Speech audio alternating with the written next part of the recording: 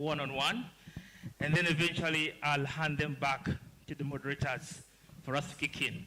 I will ask of us that at a point T, we need to listen to them very, very attentively, and then when we get to the Q&A, you should be able to ask a question that is befitting for the day. Again, this is an event that does not know color, but we want issues tackled at hand. It is not an event of jump on one another, no event of pointing a finger, but an event of reconciliation and getting to know what we want as Soroti City.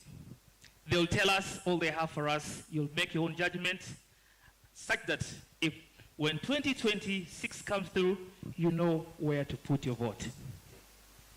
We are all responsible citizens, and I know for sure that we want good services for Soroti City. So therefore, ladies and gentlemen, allow me usher in our guests for tonight to take up their seats. They'll walk in majestically, clapping won't hurt you. Even if you want to do the African way of saying thank you, it won't hurt you. So I implore one of my team members to ask them to come through. DJ some good music as they come through. Clapping won't hurt you, and there's no tear and clap. Good evening.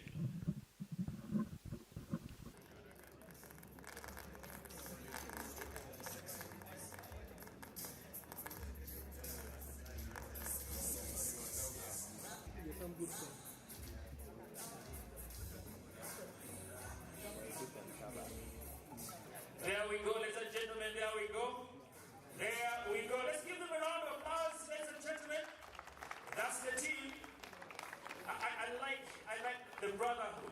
Like, I'll walk with you. Hey, just one, we shall walk together. Oh yes, there we are. Hey, the Obis. Thank you very much. Thank you very much. All right, another team still coming through as well. They'll come as a team like this. Okay, this is just for a few months, but again, this is our city. There we are. Let's give them a round of applause, ladies and gentlemen. Thank you very much. Thank you very much. There we are. And you'll stand a little bit up. You wave to the people, and then I will. You wave to the people. I'll read a bit of your background, and then you sit. Is that okay? Okay. The first person that we're going to do introduction is Bwana Ebitu Simon Peter Edwelere. Ladies and gentlemen, Edwelere in the house. I will take you quickly through his profile, his educational background. A first class with honor degree of public administration and management from Uganda Christian University. Diploma in science technology with bias in chemistry, biochemistry from Chambogo University. Certificates in management from Uganda Management Institute. Experience. Africa, and notably Uganda, Pepsi Cola. Uganda Breweries Limited. UKI Uganda Limited in Rwanda. Benarasa in Kigali. In Burundi, Liquid SPRS Burundi. Bunywa. Bura. In Southern Sudan, capacity building for public servant. Ladies and gentlemen, that is Ebitu Simon Peter Edwelere.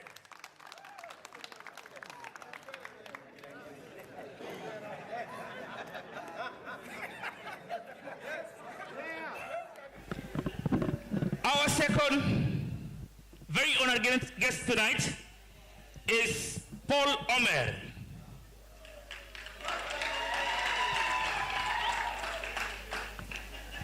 Current position, Division Mayor, Soroti City East Division. Is a Ugandan, fully. He hails from Kapilebong District. A village called Ojokai Village, Ageripo Parish, Achua Sub-County. Early life and education. His education at Swaria Primary School, where he held leadership roles, including head boy and chairman of the Red Cross Club. He continued to Testo College at Lowett, completing Senior 3, Senior 4 between 91 and 94. While in Tesa College, he served as a deputy chairperson of the Students' Disciplinary Committee. He later joined Central Academy, now Central Secondary School, for Senior 5, 95 to 96, though his studies were disturbed by insurgencies in the region. Omer holds a certificate in human resource management and mature entry certificates, political career and leadership. He has built a long, uninterrupted political career and also known for never losing any election since he joined elective politics. 2001 to 2001 to 2006, Soroti Municipal Council. Elected councillor representing Morapes Ward in Soroti Municipal Council. Elected Speaker of Soroti Municipal Council. Served as Secretary General for Urban Speakers of Uganda. Recognized as one of the founders of the Urban Speakers Forum. 2006 to 2015, Soroti East Division. Served as the local council LC3 chairperson for Soroti East Division for 10 consecutive years. 2016 to 2020, Soroti Municipality. Elected mayor of Soroti Municipality, served until the municipality attained city status. 2021, Soroti City became the first mayor of Soroti City in 2021. Serving for 1 year. 2021 to present, Soroti City East Division, currently serving as a division mayor, Soroti City Division. Ladies and gentlemen, round of applause.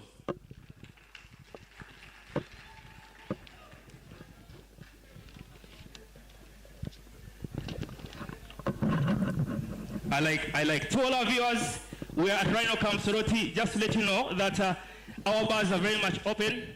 Don't keep him or her thirsty. They should be eating. Opio John Emmanuel. Ladies and gentlemen. Opio John Emmanuel is an agribusiness professional, community leader, a public servant with extensive experience in agriculture, cooperatives, and local government. He holds a BS in agriculture, a diploma in crop production and management, and currently pursuing a master's in agribusiness management at Makerere University. He currently serves as the LSC1 chairperson of Cell E, Central Ward, Soroti City East, and the chairperson of Soroti City LSC1 LSC2 Association, providing citywide grassroots leadership and coordination. Emmanuel has served as the chairman, board of governors, Action of Love International, founder, director of Agro Rogea Uganda Limited, production and marketing manager, Teso Cooperative Union, NADS coordinator, Soroti District Local Government, and also worked with global NGOs including Africa, Temedo, and World Vision. A respected family man and devoted servant leader, he is committed to a transparent leadership, improved service delivery, organized city development, youth empowerment, inclusive growth for all. Opio John Emmanuel, your voice, your city, your future.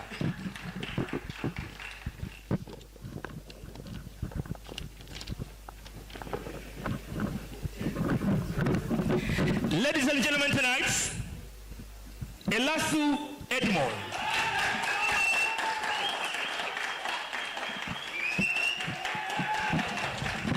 Thank you. A member, okay, thank you very much. A member of Ipiatok Inomo clan of Soroti City, born of Soroti, OPI ward. Profession, lawyer and development practitioner. Political party affiliation, been an FTC member for over 20 years. Qualifications. Oh my God. Bachelor's of Laws of Makerere University. Bachelor of Development Studies of Makerere University. He went to Cornerstone Leadership Academy, Boys, A-Level, St. Peter's Minor Seminary, Madeira, and TCF for O-Level. Otatai Primary School and Papa Primary Schools for primary education. Experience. served with Soroti City Land Board as a board member. Worked with Makerere University School of Law, Public Interest, Law Clinic as legal officer. Worked with NGOs at program managerial and coordination levels for over 15 years. Served as a development program and protects consultant with companies and organizations. Served as a human rights, social justice, and community development advocate. Ran for member of parliament position in 2021 as the FPC flag bearer for Soroti City West constituency. His current mission, ladies and gentlemen, a candidate for city mayor, Soroti City. Manifesto summarized into quote: elimination of corruption from Soroti City, creation of order, creation of order within Soroti City, acceleration of equitable infrastructural development across the city, empowerment of the people across different social and gender groups. Slogan: the man with a plan.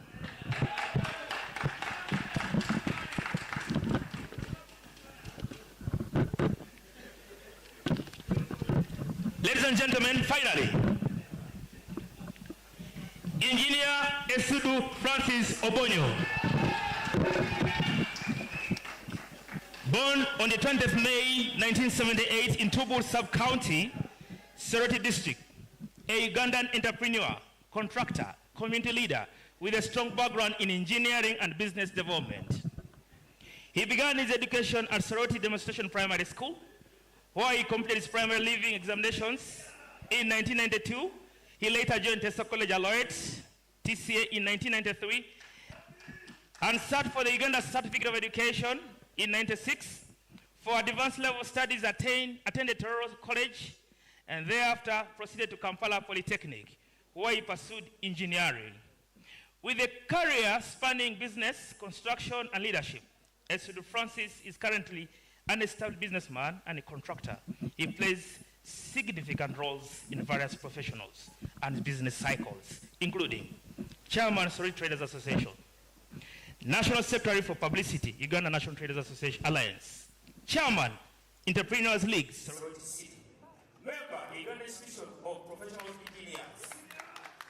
Known for his commitment to entrepreneurship and community development, he continues to contribute to economic advancement and professional excellence in Soroti City and beyond.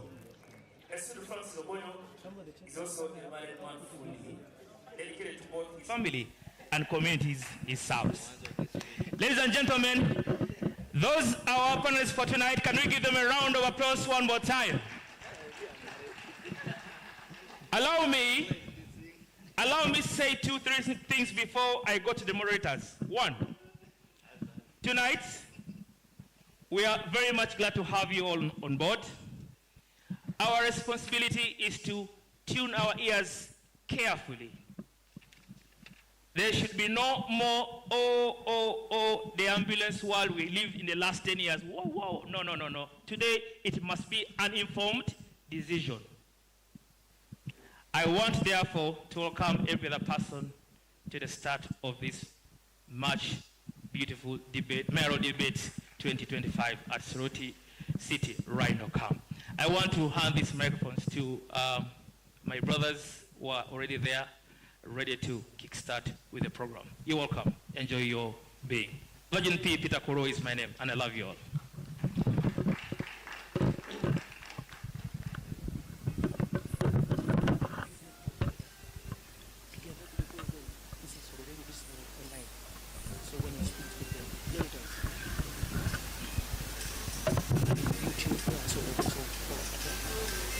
Okay.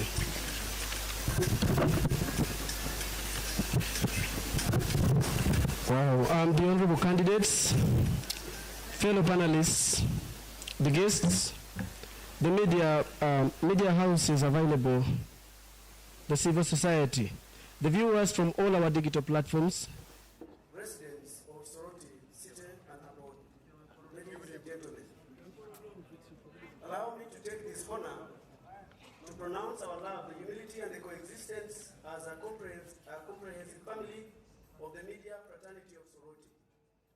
I must must say welcome to this mayoral debate tonight. My name is Stephen Ojachor. I am a journalist by profession. I have been handed the mantle to actually be the referee of this debate together with my colleague Peterson Hiria from the TESO Broadcasting Services, and is one of the renowned talk show hosts. Ladies and gentlemen, allow me to thank so much the management of Rhino Camp for playing a key role in working hand in hand with the media to ensure that this day comes through. And I must say bravo to the management of the Rhino Camp Hotel. I also would like to recognize the media colleagues who are available here, who have actually labored to ensure that this day is made possible.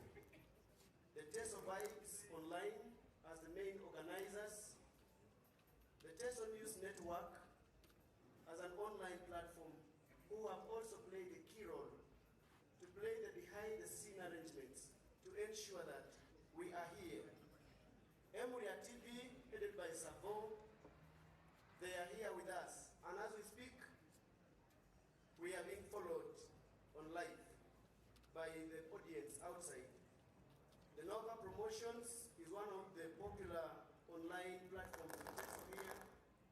TESO Broadcasting Services, Kyoga Veritas Radio, the Patriots Online, and so many others who are actually working together with us, those that are tapping from Kampala and those that are in the United Arab Emirates, to ensure that even our colleagues from outside Uganda are given an opportunity to follow this debate. And I must say, we are fully followed by thousands of the audience and the voters outside.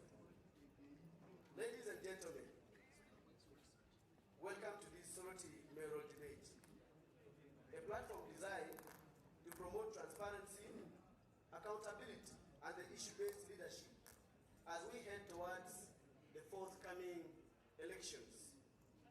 Soroti City is an important turning point, balancing rapid growth with rising challenges, as we all know.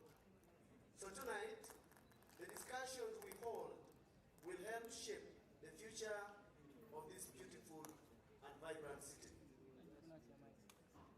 You are all aware that the theme of this debate is building a modern and inclusive Soroti city. Our goal, therefore, is to give voters a clear, truthful, and constructive insight into the plans and abilities to those seeking to lead Soroti City. The 5 chairs, the 5 people, and the 5 different ideas that are being brought together. And they are here with us. It doesn't. Thank you so much, ladies and gentlemen. My name is Peterson Hiria, and yes, the co-moderator in this debate. I want to thank all the brains behind the debate. As a city, Soroti City is growing as per the population results. So in the 2024 census. And when the city grows, events like this are very important. And the media fraternity thought it wise that we start with the mayoral debate in honor of the city that is growing, a regional city. And this is an important one. I want to say thank you so much. As a city, we look at our city, we know a lot of institutions, media houses, and the city itself. This is an opportunity for all stakeholders to partake. I want to say thank you so much, and for now, let's get to the debate rules before we get rolling. Thank you very much, Peterson. And we are going to strictly follow the debate rules. And first of all, one of the first is the candidates are expected to be respectful of one another. No abusive language, neither defamatory nor personal attacks. The second one, the issue of time is key in this debate. So each candidate is going to be awarded the first 4 minutes for self-introduction that we shall be heading to. And then as we give you the time to respond to questions, you will spend only 3 minutes, unless your time has been interrupted by unavoidable circumstances. Responses to questions, we expect you, just as we earlier on said, to use the modest language as possible. No interruptions from other candidates. You will have to wait until it is your turn, and then you will be able to respond or react. Evidence-based claims is what we prefer here, to avoid criticisms of one another. So we expect you, when you're giving your examples, when you're giving your explanations, to keep us locked into the evidences. The audience, or rather the decorum, to those shouting, the supporters, cheering is necessary. Cheering is necessary, but we try as much as possible to be ordered. To allow candidates an opportunity to express their views openly. Moderations, all the authorities are going to be on the table of the moderators, and that is me and Peterson. We shall be fair and impartial enough. The timekeeper will be able to give us whether your time is done or you still have time. And at this juncture, I introduce this gentleman, my colleague, Mr. Atwau Alfred, who is the timekeeper standing next to us. Peterson. Thank you so much. On the debate structure, we shall have different topics, but after that, we shall have the usual questions. At one time, we shall have the crossfire round, where aspirants will respond to each other's ideas, but I'll also ask you to ask one question to any of the other candidates. So you note that one. At one time, you'll have opportunity to ask one question to any of your colleagues. Then later on, shall have some questions from the audience here present, but we shall vet the questions. That's one. Then we shall also have questions from the online audience. We shall also pick 1 or 2 questions from there. I wish you all the best. The debate, we are here to pick ideas from all of you, share with the audience. This is not an opportunity to character assassinate each other. This is not an opportunity. We are here to guide the debate because we are looking forward to other debates. We don't have any intentions of making the debate very scary that the next one people fear to come and attend. I want to say thank you so much for, first of all, accepting to be here. We should clap for them. We saw presidential debates where candidates refused to turn up. But here you are, mayoral candidates attending the debates, where you didn't even know who are the moderators. You just found out from here, you didn't know. I want to say thank you for having the courage. Let's get started. Stephen? Thank you very much. I'm sure the profiles have already been gone through by the MC that we are not going to repeat for the interest of time. And I am seeing my 5 aspirants. First of all, thank you for the discipline you have displayed. And I want to begin with the Honorable Paul Omer. Why do you think you are the best candidate for the mayoral seat in Soroti City? What is that unique, the disturbing problem you have seen makes you to feel you can be the best person to resolve?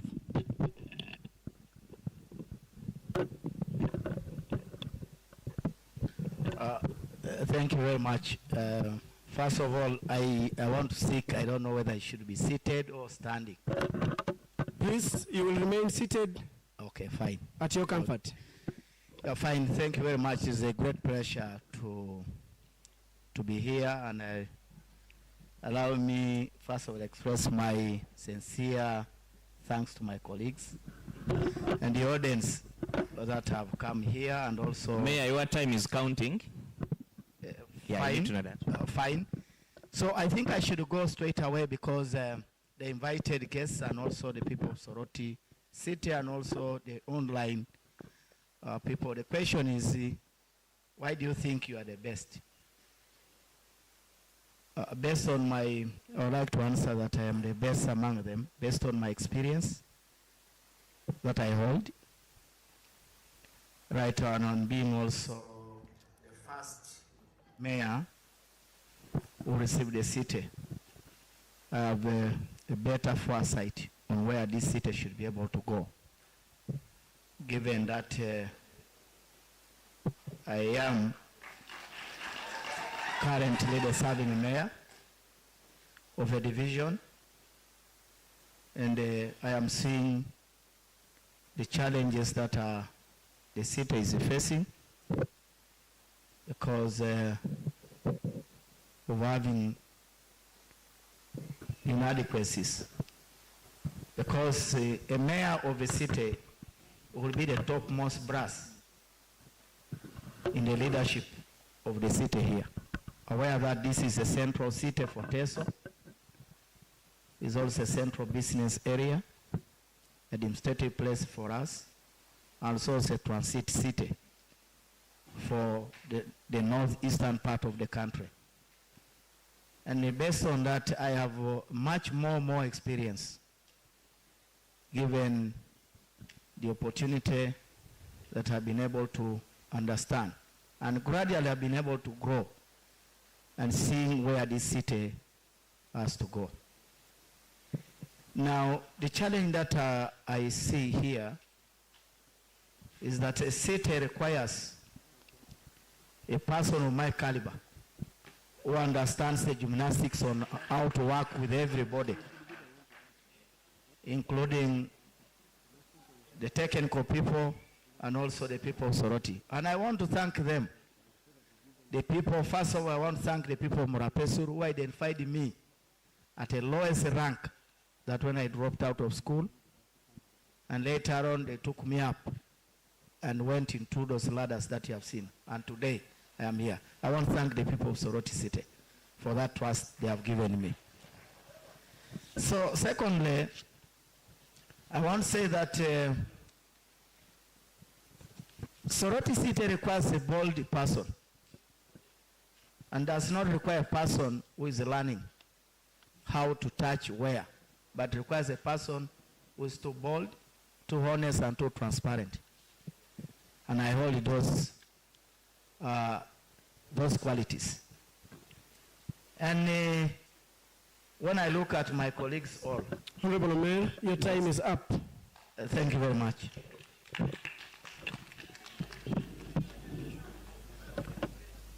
The Honorable Sudu, please get hold of the microphone. Tell us why you are the best candidate. Tell us why you are the best candidate. Good evening, ladies and aspiring. gentlemen. Francis Sudu is my name, and the CV was already read. It's a privilege to be with all of you here today. I feel, and I'm very sure, I am the best candidate for this position of City Mayor of Soroti. One, I am here to provide leadership, which is going to empower all the electorate, all the people of Teso. A leader should be someone who is focused to the development of the society. If given an opportunity to serve the people of Soroti City, the people of Teso, one, I'm going to begin by consulting them, planning together with them. We have people, we have the landlords, but we have not involved them in the planning. And that's why Soroti City has challenges in terms of road network and development. The other issue that I'm going to address to the people of Teso is the household income. Not everyone in Soroti has gone to school. We still have land, and we need to develop this land. We have boreholes. What are we going to do with this? We are going to improve on this to have production wells, whereby we can provide small-scale irrigation, and we produce some food crops that can feed the city. For example, the whole of Soroti city, we import even tomatoes, onions, and yet in Soroti city we still have land. This land we are not going to develop within 1 or 2 years. So the best is, how do we use this land for the betterment of our people of Soroti city? The issue is organization of the city. We have very many markets which are not doing any good to the people. One, if we had organized some markets, for example, a Jeep market, if we are to put there a shelter, we would use that for fresh goods, fresh foods that come from various parts of the city. Why we have a big problem with the garbage collection in the main market? It's because we have made the main market to be the market for all things. Foodstuffs, everything is brought to the main market. But if we had organized this city by organizing the markets, one, this is market of Ajip, or the one of Pambo and Katunya, depending on what we shall identify and agree, we will develop that market. Offloading of other foods like this bananas, the tomatoes, we will do them there and do the cleaning there. Then we can only bring the finished product, something which is already packed, after adding value to the main market, where we, in that way, we would already control the spread of this garbage. Thank you very much, Honorable Sudu. I want to request The head of protocol, Mr. Yagunathan, to avail for the timekeeper, the chair. Thank you. Am I still voting? Your time is up. I said it. Your time is up. Can we give the microphone to Honorable Ebitu? Honorable Ebitu.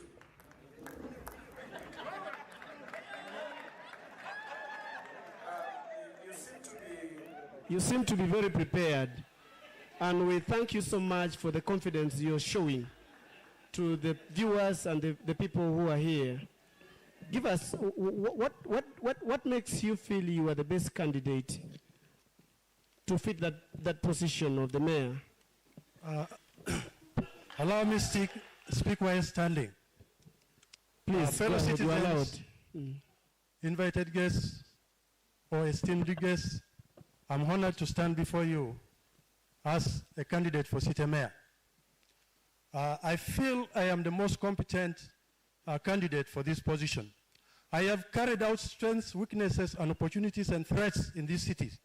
I've also carried out opportunities, that is potentials, opportunities, challenges, and issues that surround this city. Now, this city is now 5 years old. In 1969, the population of this city was 12,000 people. 2024, it was 49,000. Today, it is 130-something thousand people in this city. The city is sitting now on 238 square kilometers. When it was a municipality, it was standing on 17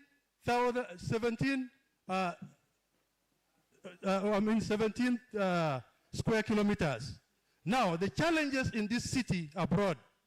If you look at the demography of this city, the city has 44% of the people between 0 to 17 years. And it has 51% of people from the age of 17 to 60.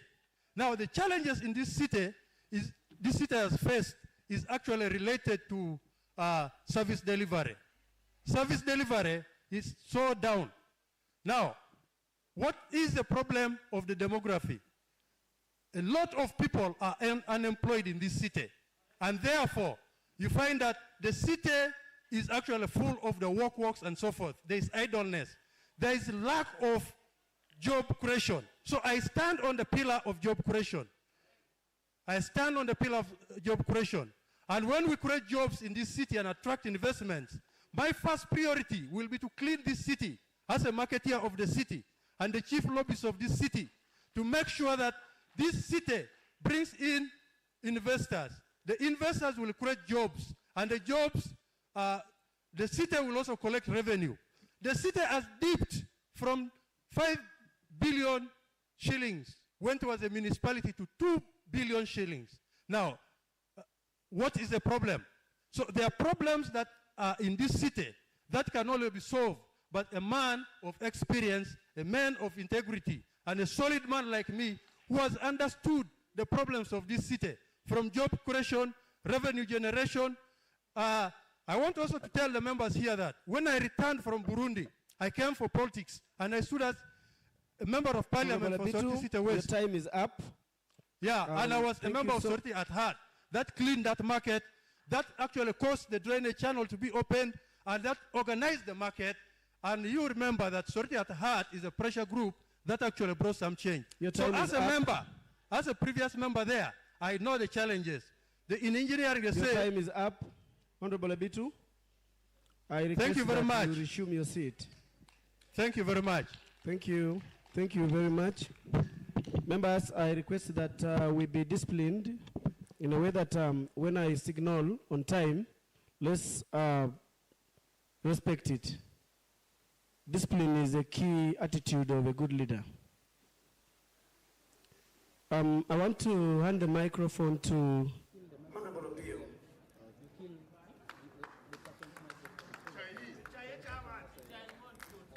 Thank you, Honorable Omer, for handing him the microphone.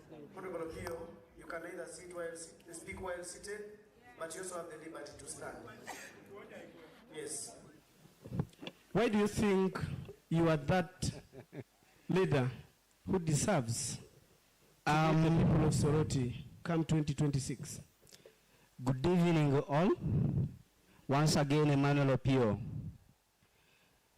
I am humbled to be before you and in this discussion to present my capabilities as your incoming mayor. And one of the crucial reasons I feel I am capable is, one, I am a leader myself and a director. A city needs a person who can organize the systems in a place and direct leadership to attaining the desired goals and aspirations of the city. Two, I am a team leader. I blend well with all departments, all the locals, and in my leadership, it's gonna be a people-centered leadership. And because of that, it will be very easy for me to sail through in implementing the city development plan. Three, I'm a great innovator. In these modern cities, you need really to have advanced technologies and on how you handle garbage collection, general waste management, and then revenue collection. You cannot deal with modern things using remote knowledge or manual. There you cannot move any further. And then four, I am a great monitor, a great accountant, and a serious auditor. You know, the biggest challenge with the developing cities is corruption. With my leadership, I will put in place quarterly audits that will check on the performance of various departments to check on their progress. And in so doing, I will be preventing corruption that will definitely kill the city. And then the fifth point is, I am a great partner builder. You know, developing cities, you need to be a serious partner builder. You cannot rely on local revenues. There is unemployment. Look at the hygiene in the city is not good. The revenue that comes from the city will not be enough to finance their needs that the city requires. And in this case, I will lobby support from NGOs, support from the ministry, and support from different development partners. And in so doing, the city will flourish. And then the other thing, you have to work with the local leadership. If you want to thrive and do best, you have to involve the leadership. Talk about revenue collection. These are the people who know all businesses in place. Let me report that our revenue collection is very poor. Your time? Your time is up. Okay, thank you. But Thank you very much for the explanation of your views. Ladies and gentlemen, for those who are following us from our digital platforms, the Teso Vibe, Seguria TV, Teso News Network, Teso TV, Kyoga Veritas, and Teso Broadcasting Services, you can be able to bring in your comment. Keep the comments flowing, because we have that moment where we shall be able to pick a few of your comments, and we shall be able to send them directly, forward them directly to the candidates. I want to hand the microphone to Honorable Elasu Edmond. Honorable Elasu.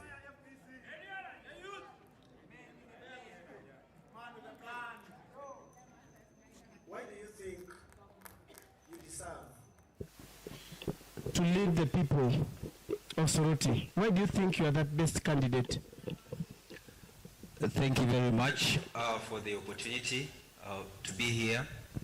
And I will begin by extending my greetings to fellow panelists here at the front, members of the audience, and indeed our people following online across the country and the globe. This conversation on the surface may look like it is a casual arrangement, but I want to believe that we are making history, the history defining the future of Soroti City. The question thrown to me is why I believe or why I think I am the better candidate or the better mayor to lead Soroti City. I will give 3 reasons for now. The first being that among those that are running for this mayoral position of Soroti City, I am the youngest, I am the most energetic, and the most exposed. It is scientific, and there is no need to debate about it. I am the youngest among them. If he said we need to run out and come back, I'll be the first to go and come back. So that means I have the energy. The city is still young. We need people who have the time and can go above, beyond time, to make sure that the future of the city is redefined. I will not stop running or struggling for the affairs of Soroti at 5 p.m. Maybe because I need to go and rest, or because I have issues with my bones, so with my head. I have all the energy to lead the people of Soroti and to plan for them. That is one, I have the energy. Then 2, my leadership will not be one based on gambling or trial and error.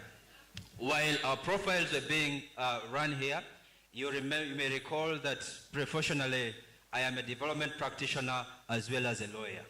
A development practitioner is a person who is armed with the skills, with the knowledge, and with the experience necessary to advance developmental ideas or projects for a community.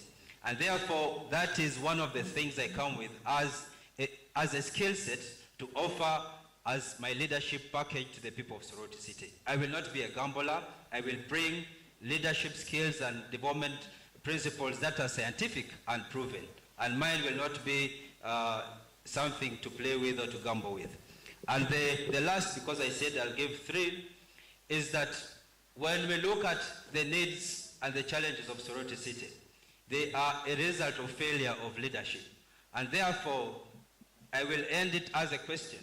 If our challenges as Soroti City are old, they are not challenges of 5 years or 3 years, they are challenges of 15 to 20 years ago. And the question I ask to you, our members of the audience today, is that if the challenges and the problems of Soroti City are old, and they have been sustained by some of the leaders that are old in the system, What miracle do we expect from the old leaders who have been part of the old history, who have been part of the problem? What miracle are they Honorable going to Elasu, perform? your time I is thank up. you. Thank you.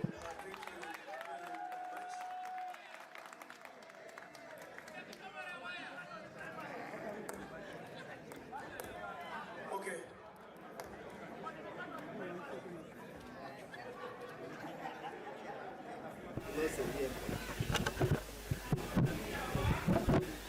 Thank you so much. We are getting to this. Second question, and this said, I will somehow interrogate when I ask a question. In case I interrogate, feel free to respond. I'll start with the Paul Mayor, Soroti State East. You on record to have made it clear that Soroti City loses a lot of money in collection of local revenue. The Auditor General's report is where they point to about 100 million shillings lost in local revenue per month. So, when you become mayor at the city, how do you plan to increase the local revenue collection? First of all, I want to say that I'm an advocate of good governance, because I'm seated right away now in the office I built with the local revenue, where in Eastern Division I built using local revenue. Now the challenge that we have is that after the creation of cities, there are two key players in this. Procurement is being done at the top of the city where I want to go. The divisions don't have control over procurement matters. And that is why it is on record that I petitioned a number of key, including President's office, when I saw that the key actors that are cadres taking over collection of revenue. Cadres. And these cadres, the audit report that is reported is just, that is a piecemeal. But I will tell you, cadres, I have seen one clapping here, who sold the road. He sold the road and he lost the... Just a moment. Honorable Mayor, just a moment. Just a moment. I'm sorry to interrogate. Let's be specific. Which cadres? Let's be specific. You see, and I will point out one, the abattoir. The abattoir was given to a candidate who is not a candidate. And when the procurement took place, he was given to pay, on average, to pay 10 million shillings per month. And he has not paid 110 million shillings, but it's a cadre. When we petition this matter as a division, it goes to the city. Secondly, the area of loading and offloading. We were collecting money. Mayor, those are facts, which are okay. Those are facts. I'm asking for what strategy up there will you use to boost local revenue collection? Yeah, as a manager of this, if you are at the top, number one, if you are to procure, like I've told you, the divisions, the mayoral position there is a key figure for this. And he has a mandate to supervise the overall procurement. Yes, continue. Ignore the audience, Mayor. Continue. Yes, so the mayor at the top of this has a power and authority. And therefore, when he has the power and authority, he can will power to those who are concerned with the issues of ensuring that those people who are procuring, who have been procured, must be able to follow the procurement process and honor it and pay. I'm on record that I have it. Is a city mayor, does a city mayor sit in the procurement committee? The city mayor is overall person who supervises all the people employed by government. That is supervision. I asked sitting Yes, in he the doesn't procurement. sit, but he has the power. Okay, thank you. He has power over them because these are employees of government. So should we, am I right if we hold the current Mayor responsible for procurement issues? If he was here, you would ask him. Okay. Thank you. Let me get to Council Edmond Elasu. This is your question. The Integrated Revenue Administration System, IRAS, is what is being used currently to collect local revenue. And the city has been struggling to raise revenue. As we speak, there is some slight improvement. Why do you think, even with IRAS, still there are issues in collecting local revenue? And when you become the mayor, how do you plan to improve local revenue with that system in place? Thank you very much. To begin with, as a response to your question, and without using too many words, the problem is corruption. We shall not babysit it. The fact is that the city is not struggling to collect revenue. The business community do everything possible to make these payments. But the problem is that there is a gang of mafia, a marriage of convenience between the political and the technical people who decide to abuse this money, spend it, or appropriate it before it is uploaded to the system. We were born and raised in this city, Soroti, and there is history to that effect. And one of the things I feel need to be done is to overhaul the system. In fact, members of the public are active players in this journey, because we need to win off all the politicians who are in the system, because they are part of the problem. Can they tell us, we'll talk about overhauling the system. Which system? Because To IRAS, begin, you can't overhaul that system to the government system with the RA. That is true. But you see, the system is not robotic. There are processes of improving and giving feedback. And actually, the political heads are expected to give feedback to the central government, including proposing adjustments. But to me as a person, as an observer, it is not a problem of the system. It is the problem is the people who are supposed to support the system. And I've already mentioned them, the technical people and the politicians. Because everything is done by the business community to collect this money. In fact, people make these payments. Supermarkets go ahead and do their, meet their obligations. The schools, the shops, business community generally go above and beyond the task and the call of duty to do their part. But you find that, for example, a business community, or if a member is running a shop, and maybe they have certain areas they're supposed to contribute to the system, the politicians work with the technical people to evade the system, and they come to these people giving them threats and challenging them to not use the system, but to hand over these monies manually to the people. There are shops, there are supermarkets in this city who are sharing the same documents that the system is based on. For example, if it is a license, you know that you pay this money is based on the documents that you have. You can find that this 3 shops can be having the same document. They just have different names, but when you scan it or consult the system, it is the same PRN that has been used by over 5 people to make the payments. And what happens is that one person pays and 3 others. Thank you. so much. But just before you go, so what then do you plan to do with the people that you are talking about?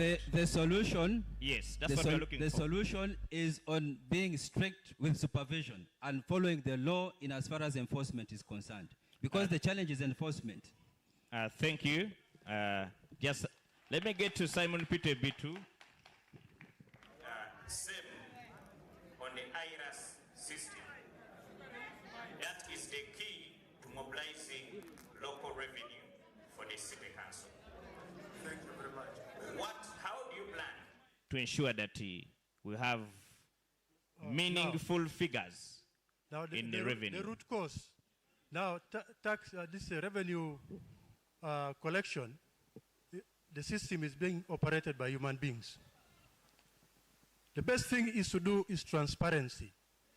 Transparency across the system. In God we trust, everybody must use data.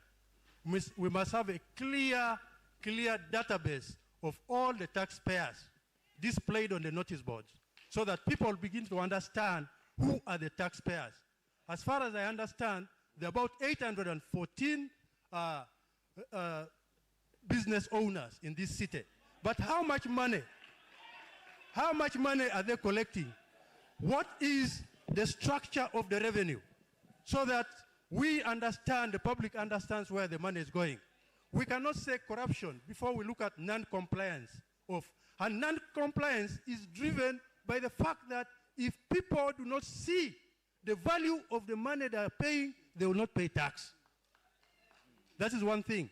Now, secondly, the revenue collectors must have data, and they must be efficient, and they must be knowledgeable. Inefficiency in data collection sometimes does not give us the actual figures. Now, I was talking about some figures here. Before, it was collecting 5 billion shillings. It is collecting 2. Why?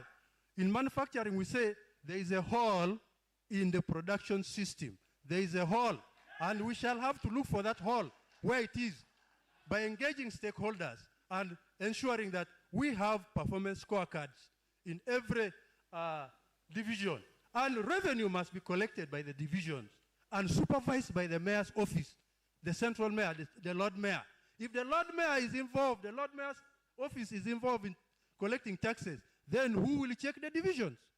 So there must be checks and balances to ensure that we are collecting the taxes that we're supposed to collect. Actually, it is said that Soroti must be collecting revenue of 15 billion.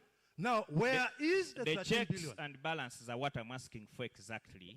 Yeah, checks and balances. Yes. What is that you are telling us exactly? Yeah, the checks and balances are operated systems. Now, the structure of collecting taxes. First of all, we must understand how much tax are we supposed to collect from who?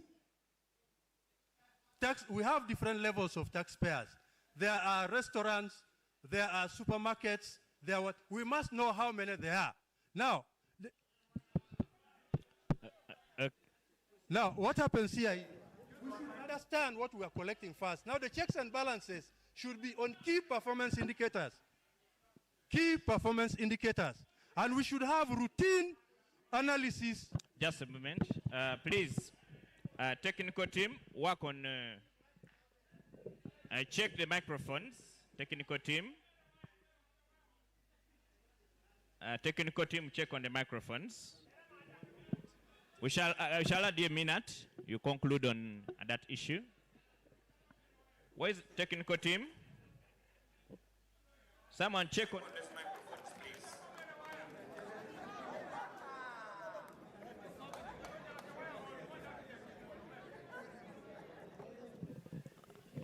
Check on the microphones. Someone check on the microphones.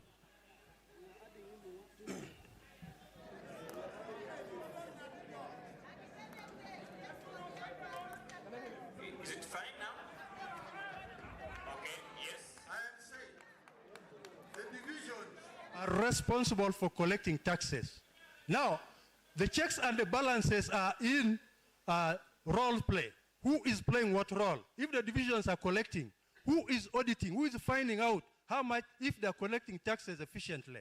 Another thing is that we must display revenue generation or revenue centers in every notice board so that people understand. Secondly, there should be routine audits. Audit, because without audit, you cannot understand when you're quarterly audits and barazas also to help inform the public of how far we are moving with the revenue generation. Now, corruption is an ethical issue. It's an ethical issue. You cannot talk about eradicating malaria without talking about a mosquito. Now, we have to understand what the cause is. And I cannot say it all, but I've also understood a few things. So, when we are, with this mosquito, who are the mosquitoes now here? the causes of malaria. Thank you. Thank you. Let me get to Esudu, Francis.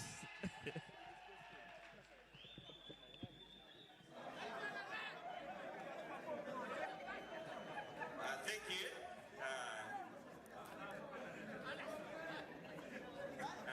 Francis Sudu. There are over 18 companies that were contracted to collect local revenue in Soroti State Council. And most of them failed to remit. They start very well. If it is maybe 100 million per month, first month, second month, they will bring 20, that eventually they don't pay anything. Over 18 companies. And like Paul Omeg said, mentioned the word cadres, right? The question is, how do you plan to deal with tenderers or these companies that are owned by big cadres who are even some of them said to be untouchable and in the NRM party? They don't pay taxes. If they collect the money, their companies don't remit, but somehow the same companies keep getting tenders. They keep evolving, changing names, register companies, their grandchildren's names. They keep getting the same, and frustrate local revenue. How do you plan to deal with that? Thank you so much, moderator. There are two things that, first of all, we have to understand. One, who is collecting this revenue? Those are the 18 companies you have talked about. Who owns the companies? Do they belong to our people here? Are these foreign-owned companies? Do they have interest in TESO? So we have, first of all, to understand who owns the companies. Then two, talking of cadres, the untouchables owning the companies, I don't have any information on that. Maybe the current mayor will give. So I'm not going to accuse any cadre that is owning a company and not remitting. Two, the issue is... Candidate Esudu, you want to say you are not aware of any company that collects revenue owned by a big wig. This is a task you are going to deal with when you become a mayor. Are you getting this information for the first time? Being aware of the owners of the company, I must be having genuine and valid documents. If it's Omer and Sons, I should have proof. So I'm not going to say that I know them because I don't have any valid proof. I have no access to the documents. Then two, who is this person who is paying this tax? Can we go back and sensitize these people? Can we involve these people in our planning? For example, if Rhino Camp has been assessed to pay 500,000 as trading license, how is Rhino Camp benefiting from the money that is paying? It now comes back to planning. We have to be accountable to the taxpayers. After we have collected the revenue, they are talking of 5 billion, 2 billion. After we have collected that money, do we come back to the people and tell them how we use the money? So what's also important is the accountability. These companies could be failing to collect the money because the people have failed to cooperate to pay. If people don't pay, then automatically the companies will fail to collect the money. So we have to educate our business people. We have to educate our property owners that this money, if it's collected, like when I become the mayor, I'm going to be accountable to them. I have to go to them, tell them, this financial year we have collected 5 billion in local revenue. This is how we intend to use it. In the Okay, next financial... let me change the question this way. What action will you take when you get to office and you find the same companies you have complained about for the last 10 years still having those tenders? When I'm in the office, I am the mayor. I have the authority. This issue of saying that the scanners will not be there.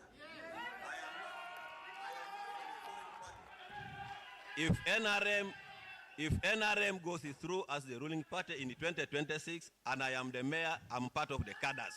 So there is nothing like saying that we are cadres, we are going to suffocate the government programs or our local revenue. It will not be there. That's what I'm going to do, and I'm assuring you, it will not be there. This issue of using cadres, power from the above, I am part of them. So I will fight that corruption. Thank you. Let me get to candidate Emmanuel.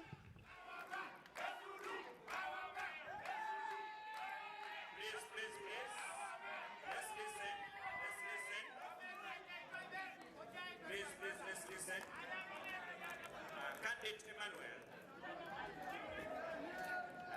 Tax evasion and the collusion are some of the key issues that are frustrating local revenue.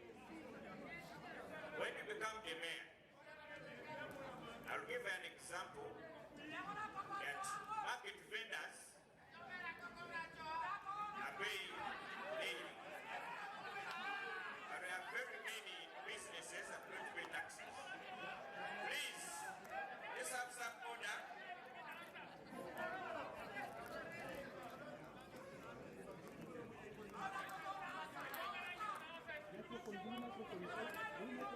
Please, let's have some order. Let's have some order.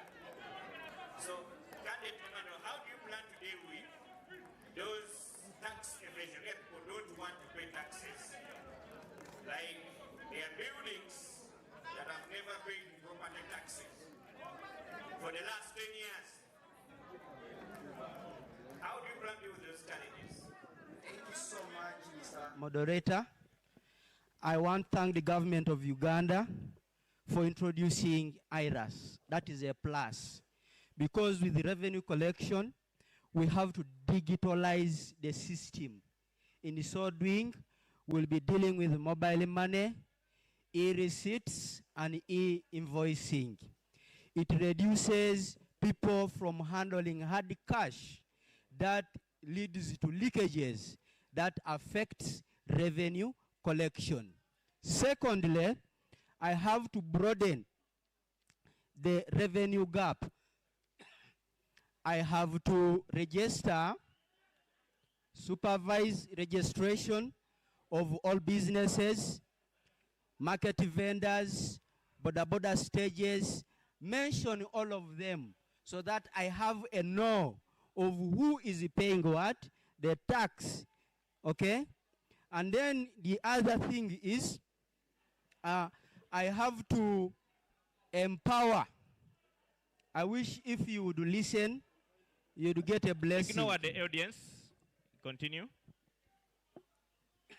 I have to empower the revenue correction team. These people need to be trained on customer care and management. A majority of these revenue tax collectors harass taxpayers, and in so doing, they miss out from paying the resources. So once we build the capacity of the personnel, we are sure that they will do what? They will get money from taxpayers. Then we have to do, we have to engage the LOCs, LOC 1s, LOC 2s, and then the ward committees. Those people know all people who skip paying taxes. They know the rentals that are not occupied. They know the rentals that are occupied. They know all smaller kiosks operating in the town that are not paying what? Revenue. So if we involve them, it's a direct plus that a lot of revenue will be generated. Remember, what we collect and send to central government determines what comes back. So I have to involve the local leadership. And then the other thing is zero tolerance to corruption. As a mayor, whether you are who, I will not entertain corruption. Thank you. Wanted to hear you how you will engage with these powerful taxpayers who have refused to pay for so many years. Okay, just like I put it right, I needed to understand who this taxpayer is. After I have known you, what makes you not to pay? I will send my staff that I supervise to go and do what? And demand payment. Okay? And then the other thing, which is very crucial, is the setting privileges or awards. Awards. Yeah. All right. Thank you so much Thank you so much for responding to the question. thank you, sir. I hand you over to Stephen. Thank you very much for that round. We still continue with our debate, and for those following us from our digital platforms, we ask you to continue sending in your comments. We are in touch with you, and we are going through every comment, and that later we shall pick a few of them to deliver, to front to your candidates, but also those in the house, please, you will be able to be preparing your questions. You will be able to deliver to us so that you will be given an opportunity to later ask your candidates the questions directly. I want to go to the issue of the infrastructure and the urban planning.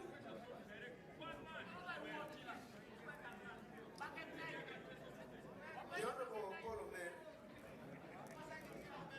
the roads in many wards of Soroti City are still in poor conditions, and this is all agreeable. How will you improve the road network and ensure the maintenance of roads in the city? When you are the mayor, yes, Honorable Polo Mayor. On record, all monies for capital development now is at the city level. When Soroti was a municipality, I initiated the tarmacking of roads under local ceiling. And when you go to, at that time, we were receiving 700 to 800 million shillings. And we were designating 400 million shillings for the first phase of tarmacking of roads. And roads were here, you get the roads, you come to Morapesur, the local ceiling. Go to Pamba, local ceiling. Go to Kengere, local ceiling. Now, I call for discipline. I call for discipline, please. Yes, Honorable. Now, now I would be very happy. From the time when I left and I came back to the city division, no more roads apart from Yusumid that I inherited when I became a mayor in 2016. And many roads are being lit here. And I think currently I am on record that when I was controlling the municipality at that time, and the first mayor of the city, I opened many roads, even if they are not accessible now. I did so, and everybody in all the wards that were there in the city at the time, the 12 wards will bear me witness. Honorable Mayor, yes, you opened the roads. Yes, we are asking, what will be your plans? What are your plans when it comes to the road maintenance and the value for money? I can give you an example, Honorable Mayor. Aliabu Road is one of the roads that the people of Soroti City have cried for long. Just located and the stores here.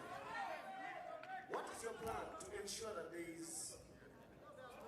Aliab Road is one of the roads that we planned for.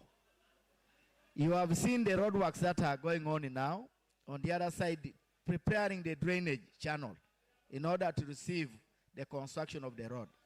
This road, Omaria Road, Olabo Road in Kichinjaji, and the rest were the roads that I planned at that time when I left. And like I told you, that when I left and come back here to the city, and now when I go back as a manager of the city, these roads are going to be constructed. There are three components where we are getting money.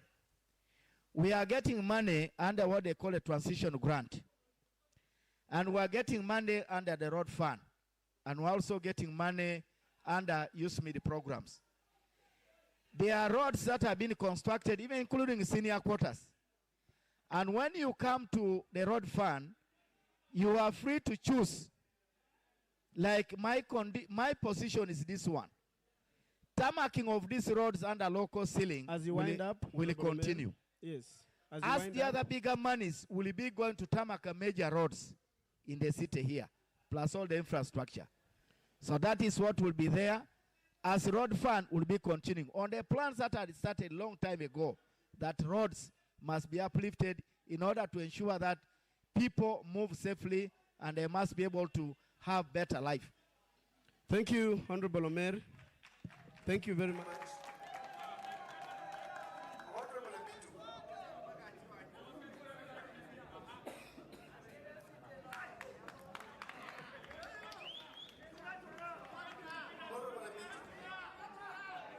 We are still on the issue of roads. How will your leadership tackle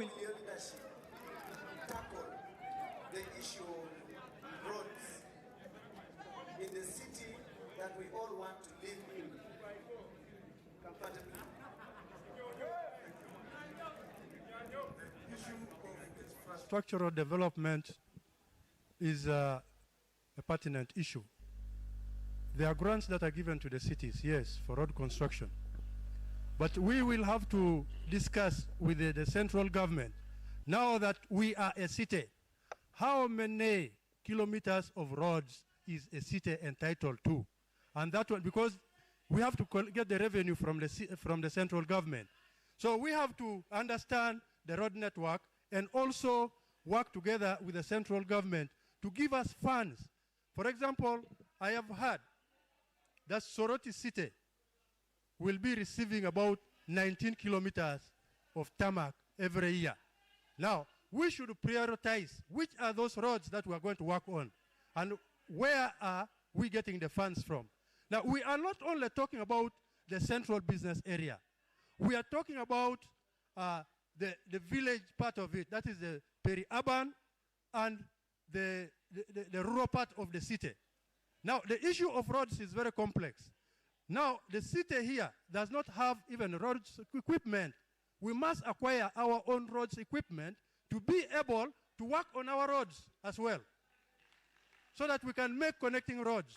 Now that the city has come to us, we have Aloyet, and very soon we are going to have the train passing by. And Aloyet ward is going to be one of the key settlement areas. What plans do I have? Yes, we have to lobby these things from the central government because the money that is being given to us is less. So we have to lobby. And the issue of roads is on two things. What are we getting from the grants? How much are we generating? And what can we do? So it's a very complex issue of roads particularly. But I also want to talk about one thing about roads. When you look at this road, as you wind up. Yes. When you look at this Lira road, it is a hazard. It is a hazard, safety hazard to the people traveling along the road. There are no walkway, there is no walkway, there is no riders lane and so forth. We have to do a lot of engagement with the central government on tarmacking of the city roads. Thank you very much. Thank you very much.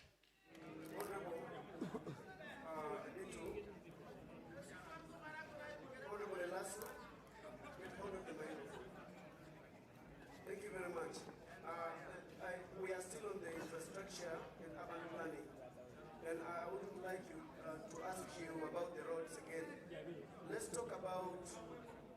issue of unplanned settlement.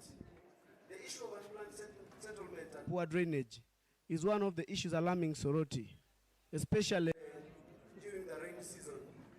Flooding has become a major issue at the Central Ward and some other suburbs of the city, like Morabesur, Pamba, and Kichijaji. What is your plan for orderly urban development if you sit in that office for 5 years? Thank you very much. And part of the answer is in the statement you made, which is planning. The truth is that the current city that we are in is still operating with the colonial plan, the plan which was drawn by the colonialists before even the municipality came in. So what it means is that the leadership of the city have to undertake the primary task of planning the city. After planning the city, an analysis or a study has to be done on which areas are at high risk, which areas are more vulnerable with the worst, possibly the worst terrain, the highest risk of damage during the rainy seasons and the like, so that the infrastructure development is orderly. What would need to happen is that roads are established after studying and understanding which wards are urgently in need than the others. For example, if you have understood that the peri-urban areas that are still bushy need to be opened up, it would therefore mean that monies would be prioritized to open these places. Then secondly, the biggest task lies on the city leadership, besides planning, to negotiate for funds. These monies do not come as on the basis of entitlement. There has to be a careful process of negotiating with the powers that be for resources so that this infrastructure can be developed. But also lastly, it should be noted that the city mayor is like an LOC 5 chairperson. They have an opportunity to mobilize resources outside the government. So we need to explore which development partners we could possibly work with to make sure that additional resources are secured to open up these roads and maintain them. And lastly, the people need to own these roads.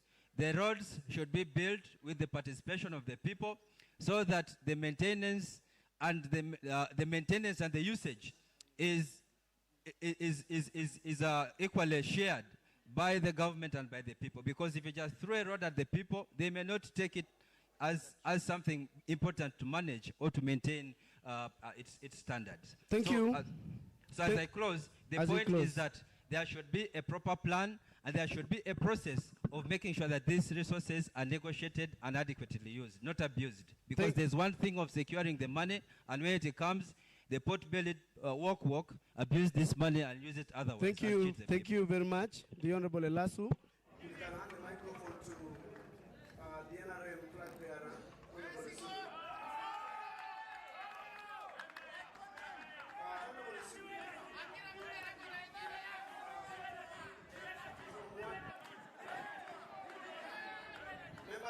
Members, I call for order. Let's cheer and allow the candidates. You can cheer, but also allow your candidate time to communicate. Thank you. From what the two colleagues have spoken, is there anything different you have in regards to the matter of the unplanned settlement and the drainage system of Soroti City? Thank you so much. Differently, when I'm there, one thing is understanding what they are doing on the roads. There is one thing is lobbying for funds. After you have lobbied for funds, how are they using those funds? So what's important is how are they going to use the funds? As a technical person in engineering, I am going to closely supervise the road works, the drainage works, and the planning of the city. For example, Lira Road.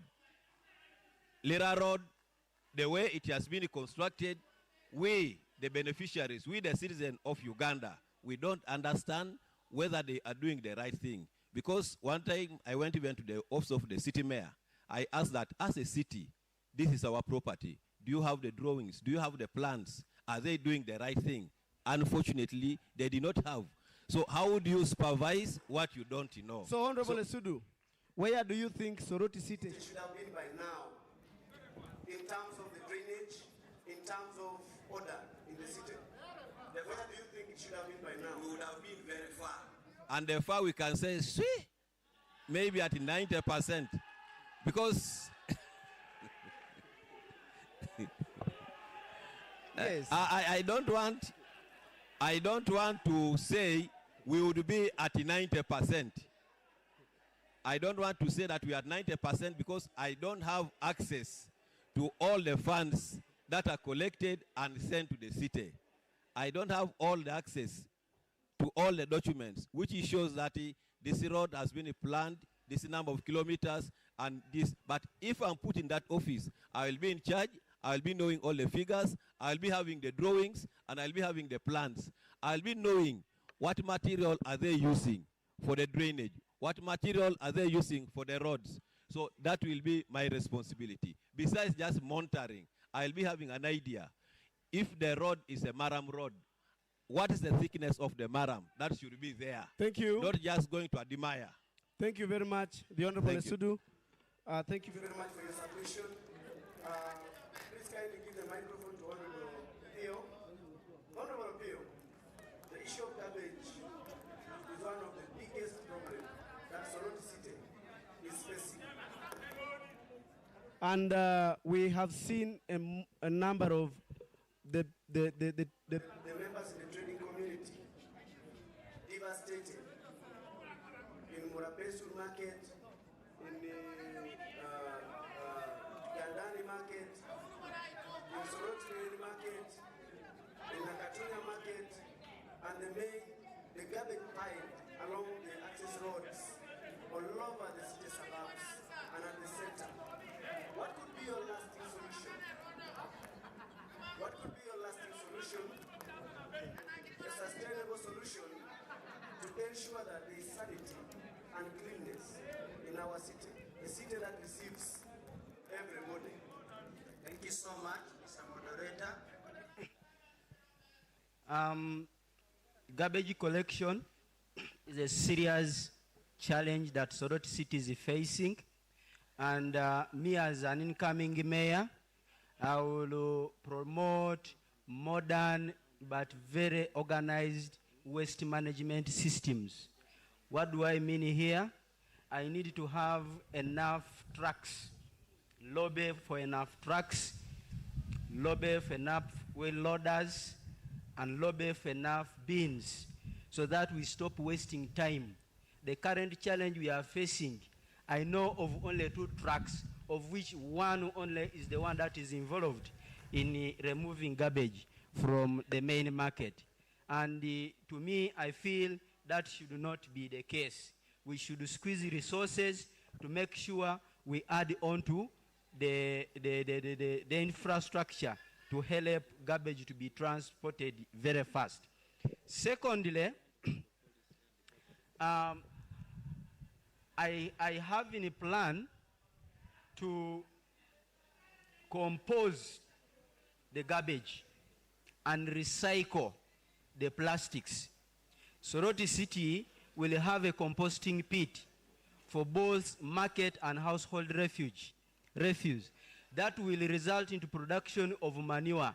That manure can be sold to make money for the locals. Source of employment for our local people. Leave alone that, we will work sure that as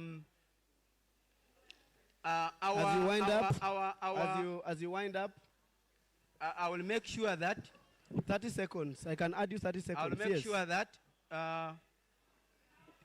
we formulate what they call garbage. These are people that will partner with the maybe NGOs. They will move around to help sort garbage, collect garbage and take to designated places before it is taken to the depositing site.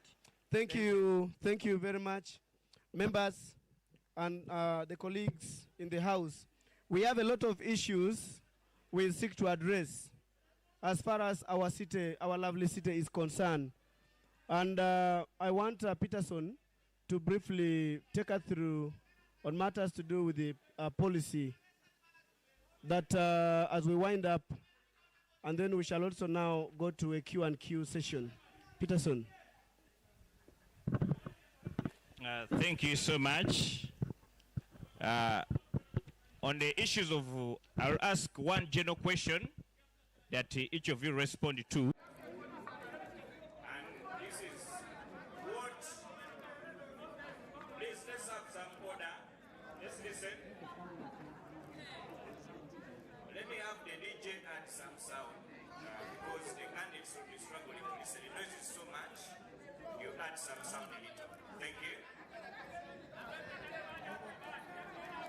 What policies would you recommend for amendment to ensure that Soroti City Council, for example, offers better services? Are there any policy changes that you think government should do, either revisit or change to ensure better services for Soroti City Council? But on that very note, I'll also ask you, how do you think the polluter pay policy can be improved, or why has it failed? So those are the two-in-one questions. Let's start with the Omel. Paul Omel.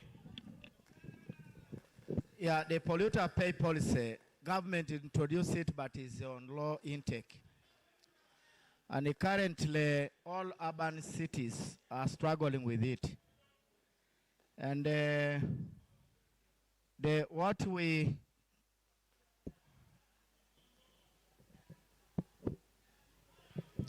what we are dealing with now,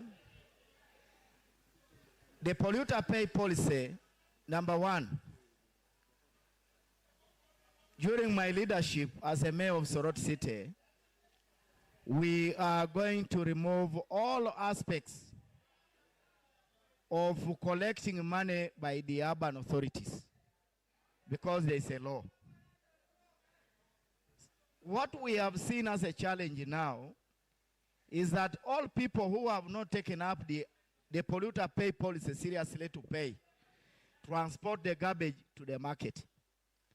And therefore, we shall have a policy shift to go and meet communities and explain to them, like what I did some time back, that all skips must be removed from all the corridors. And today people are doing business in those corridors.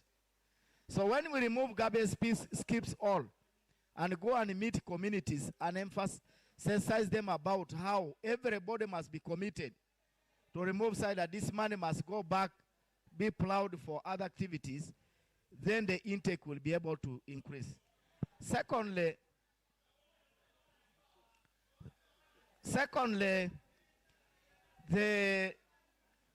what I would recommend to government in terms of revenue collection is the government must be able to get a recommendation from the urban authorities and also look at the people who are opening and changing companies. Every day, in and out, when the company has been questioned, and you have recommended it for deregistration or blacklisting, somebody runs to open a new company. So I would imagine that the new policy should be that government must exhaust all avenues before a company is registered. And that will make it difficult for people to invade the tax collections and payments. That's what I would recommend to government. Thirdly, what government must be able to do as we must be able, as a mayor of a city, we must be able to follow up these companies and reach and negotiate with them. Like I will tell you here, there is a cadre whom we lured to pay, and he sold his vehicle. When he refused to pay money, over 115 million. Mayor, that is We a good told him to- suggestion, but I'm asking for the policy. The policy shift must be that we must be able to do that side that there is checks and balances. You must be recommended. Both politicians must be able to recommend that this company actually must be recommended. All these photographs. Right now, what is happening, let me tell you, Peterson. Okay, thank What you. is- You are talking about the procurement. Okay, thank you. Yes. Changes in procurement issues. Thank you. Let me get to Francis Esudu. Any policy that you think needs to be amended or changed to make sure the councils serve people better. And then, what do you make of the polluter pay policy? Thank you so much. About the policy, you know, these cities have developed in a different way, in a varying way. So we are not going to wait for government to bring a uniform policy. As a local government, as a mayor of the city, the council should be able to bring a policy which suits Soroti as a city. Because Soroti as a city has varying problems and challenges compared to other cities like Mbarara, Fort Portal, Gulu, and Lira. So government also should allow us to have our policy that can make us manage our cities. About the garbage, one, before we can even go to policies, one, who brings this garbage? Can we make the people understand that we are the ones? Mayor, the question is about the polluter pay policies. The What we polluter are, pay, yes. address the policy. Yes, that is why I'm saying the policy can be understood better if we sensitize these people. First of all, the garbage collection in the city should not just be left only to the city council to manage it. Can we have the private companies collect this garbage from the households? If we had that, then this policy would easily be managed by the city. Because now, if you are generating garbage at your home, it should be a responsibility to We already have 2 companies doing that in Soroti State Council. We have 2 companies doing that, but it has not been taken as something serious. They are just doing the work to the people who have accepted, who have understood the policy of government. But these are some of the things that we should also have as council, make sure we educate and enforce. If you have a residence like this one, who collects your garbage? Where do they dump your garbage? But if we don't know the company collecting this garbage, we don't know where they are dumping the garbage. So this is the garbage which ends up filling all the streets. Because you now collect your garbage at your home and go and just dump the streets. But if we had a company, a policy... Thank you. Thank you. Thank you.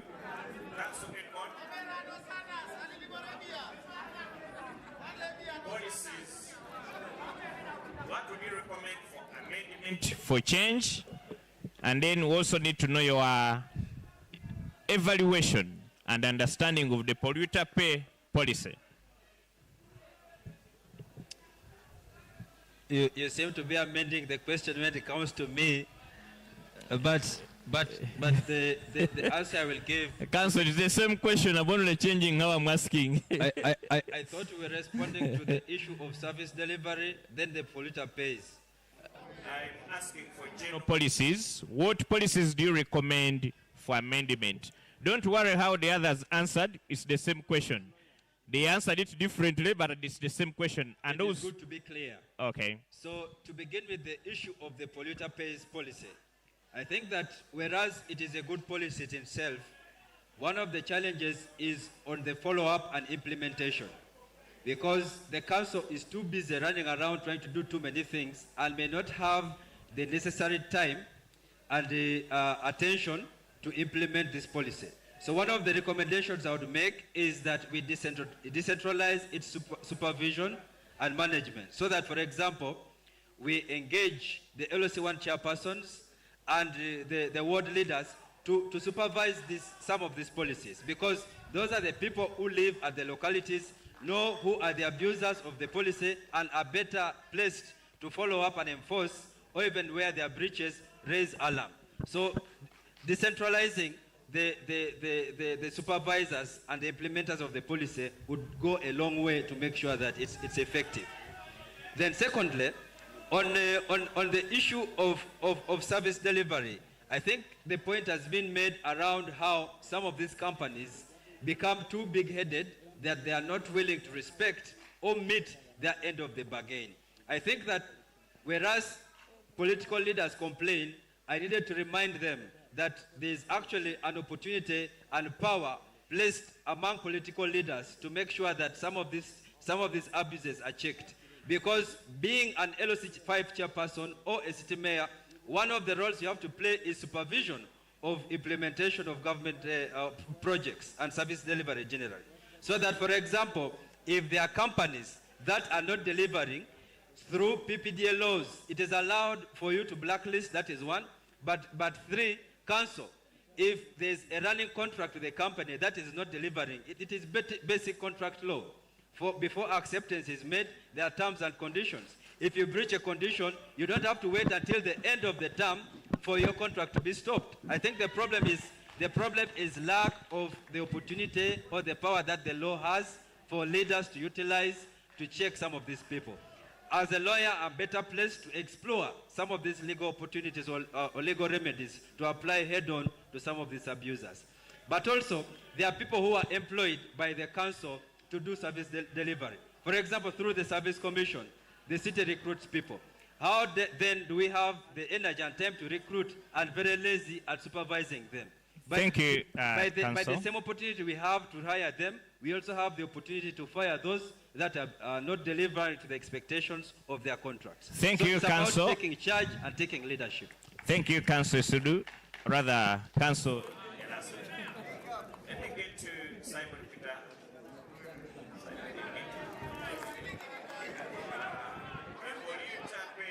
Policy. That's one issue you're responding to, you're explaining. And then two, what are those, what do you recommend, the recommendations you make, either an amendment or change of policies to ensure a city council serves its people better? Any recommendations? Yeah, thank you very much. There's one thing about the polluter pay policy. Working in Rwanda for 6 years, they told us that Uganda is very good at developing policies, but very poor on implementation. The polluter pay policy in itself is a very good policy, designed very well, but the implementation here is a problem. When we formed a pressure group called Soroti at Heart, we managed to do some level of cleaning of the city. We cleaned the main market, we cleaned even a jeep market and so forth. So which means the responsibility is on us, the leaders. Number two, about waste management. 51% of the waste in this town is considered organic. 11% is inorganic. But the 11% is causing more problems than the 51%. Now, we have to look at the polluter pay policy in a different way. In Jinja, there are 500 waste collectors. In this city here, we need the systems that to operate. Number one is implementation. Two is enforcement in itself. Now, how do you implement this? We have to organize a system whereby we sensitize the users of waste or the depositors of waste. Waste is in itself, for us in manufacturing, they say there is no waste. The waste that we see as low density or LDPE can be used through innovation to make materials like pavers and so forth. So if we bring business into garbage collection, we can make money. Candidate, how now do we implement this policy better? That's the issue we're looking for here. There are two issues, implementation and enforcement. How do you implement it now better when you are Implementation is that we have first to sensitize all people on the dangers of waste. Because you cannot implement something that people have not seen the danger of. Secondly, you have to take it down to the people, to the LC system.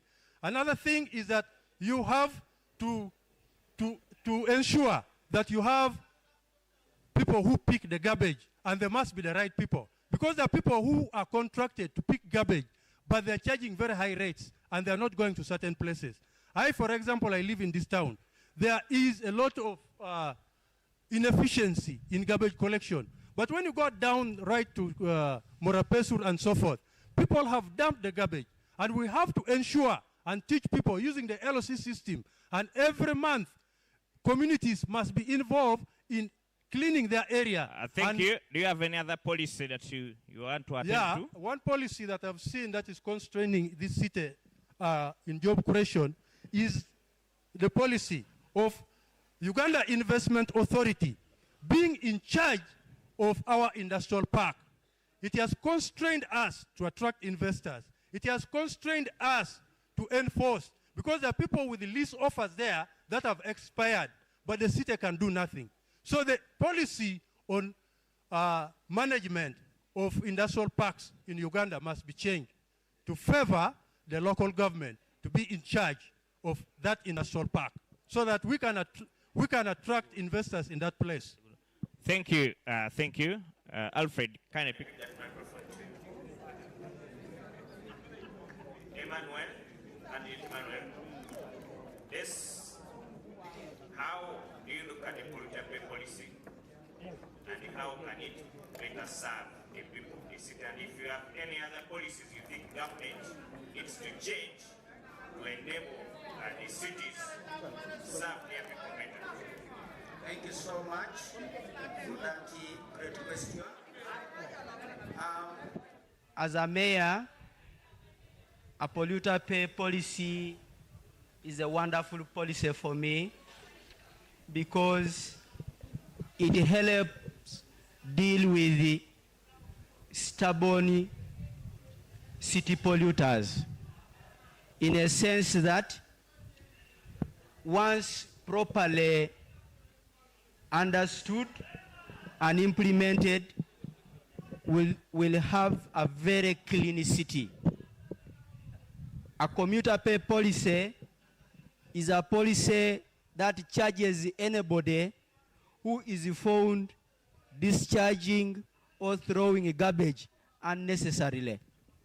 Now, for it to effectively work or perform its duties, we need to do serious sensitization of communities. Let people be aware that we need to live in a clean environment. And let them be aware that for this to happen, we need to enforce. And once it's enforced, let people be arrested, let people be charged, because we need a clean city. Now, the only challenge I see with this commuter policy, polluter pay policy, is that it is proposing high charges on the suspects or criminals. Got an example: if you are found dumping unnecessarily, they charge you 2 million shillings. Is that really Mayor, is realistic? that candidate, is that in the polluter pay policy or That is for Soroti City Council. I understand that is the what a polluter pay policy entails. So I would propose that these kind of charges are high, and it is detrimental to the local communities, and is it that may in not the policy achieve. that those who dump, because the polluter pay policy is Sorry? it's a national policy It's that a is national operating policy. in all. I recommend And 2 million, is it really in the policy? is a proposal, and maybe that is the reason why the thing is not taking off. That's why we are saying, can there be adjustments on some of these stringent measures so that the policy can be wholesomely Thank you. welcomed? Thank you so much. Give the microphone to candidate. you have not allowed me to talk about policies. Your time is done. Okay, 1 minute. Okay. The biggest policy that needs a reform in the city is a financial policy. This business of collecting money and it goes to Kampala, central treasury, yes, is really affecting service delivery. How I wish they allow collection to be done locally strengthen systems on the ground so that money can easily be accessed for people to use to immediately solve the problems that affect the city. And then two, another policy that I look at is a human resource policy. Our health facilities are lacking service providers. Imagine Morapesur, one time I went there. There was only one midwife. And to my surprise, a lady that was in labor delivered with the help of attendants. That is so suicidal. So let us see if amendments can be done on these policies so that they can allow thank you so much. Recruitment We've got to be the done. two policies. Thank you so much for the two policies. Okay. That's a good one. Mayor Paul Mayor, I want you to ask one question to any of the Your colleagues, any question for any of them? Yes. Allow me first of all register. I've known one person there pointing at Omer every time. I know him. Ignore the crowds. No, I know him as a thief. Be careful. If you are sitting there. Ignore that. So I know him as a thief. Now, I would like first of all to, I don't know. Please ask your question, Mayor. What do I ask? If you have no question, it's okay. What do I ask them now? Give us to do the microphone. Because none of them has been there. Now It's what okay. do I ask him? Fine. Yes, Esudu. Honorable. Any question to any of your colleagues? Just like the division mayor has said, none of them has ever been there. If I'm to ask him a question, I hope it will not be in bad faith. I can ask you. Oh, that is good. Thank you. Honorable Paul Omer, you have been our leader for quite some time. Loud, you need to hear the question this side. Even if you are asking him who's closer, you let's also hear the question well. You have been our leader for quite a long time, actually for close to 25 years. And you still want to continue with your leadership. In several occasions, you have had allegations that the government is not doing much to support us in the development of Uganda. How differently are you now going to continue serving as a leader in the same government? Thank you. May I note that one? Let's get the next person. You note down the question. Council. Yes, do you have any question for anyone there?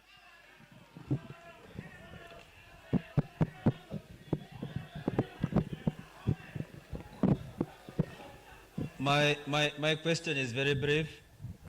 It goes to Paul Omer. I'm just wondering when he's going to give his life to Jesus Christ. When is he going to give his life to God? Because I'm worried. If hell exists, I'm worried.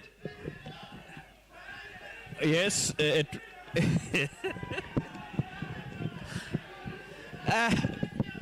Councillors wants you to get saved. Okay. Yes. My question is to Engineer Sudu Francis. Engineer Sudu, yes. You are one of the contractors in the city and the district. How are you going to ensure that you don't involve in conflict of interest in contract management? Thank you. Candidate Emmanuel. Papa Mayor, with due respect, Papa Mayor, Honorable, you have been in a position of authority for over 2 decades. Now my question is, which new strategies do you have in place that you want to lay down on table today that should be implemented to resolve the challenges that affect Soroti City. Even now, as we talk, these challenges are still existent that you have not yet implemented. And then my last question. One question, please. It was only one. Okay. One question. Thank you. I wanted to ask another candidate. Only one. The rule is one question. Yes. Yeah. After the 2 minutes to respond, but to each question, and then later on shall also pick questions from the audience and online. Thank you so much, my colleague Etwerere. First of all, it's on record. I have never applied for any contract, any service provision from the time to Soroti municipality up to now. The mayor can append to that. I do national contracts with the Ministry of Education, Ministry of Health, that I get from the ministry. Other local contracts I do from other districts. I've never done any contract here in the city. I have investments, I have business here, so I don't want to have any conflict of interest, and I will not have. If I've not done before, I've not applied before, I will not. I think it's okay, clear? Yeah, thank you. Yeah, I want number one to say the candidate up here was asking me, my colleague, he was asking, what new things do you have? And you have overstayed. I started as a councillor, and I started as a councillor, and the people who are resident within here where we are can testify that this is not a state where Morapesu was by then. I'm the only person who stood with the other 8 candidates, and I had a manifesto to have Morapesu accessible the way it is now. Now, number 2, Elas was asking me, when will I repent? I don't know whether that is what. I don't know the question well. If you can allow me, is that the question? I want him to frame. Well. Give him the microphone to clarify if you didn't understand.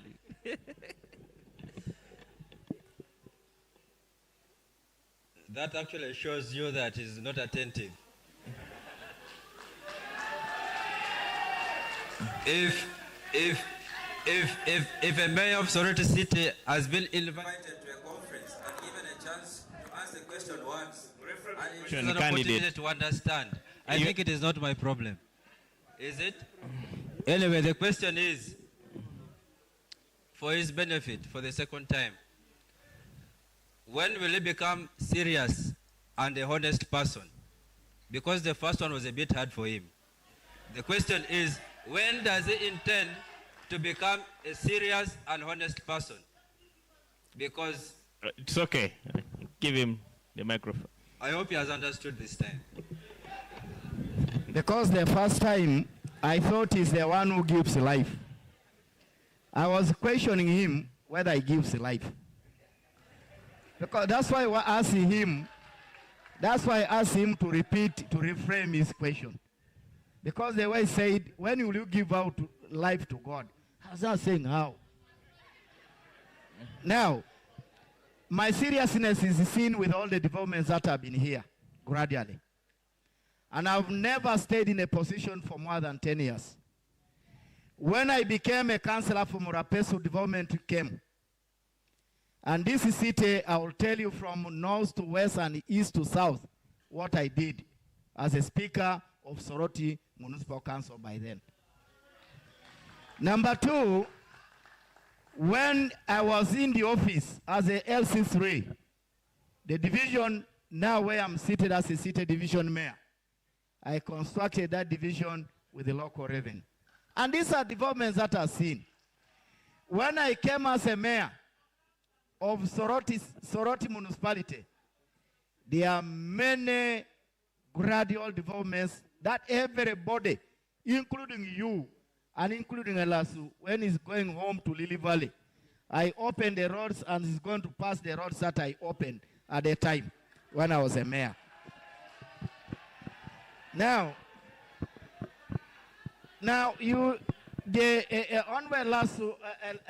my brother here is asking that you have been complaining. I want to give a narrative and a difference. Government of Uganda is a multi-party government. And therefore, I am a mayor.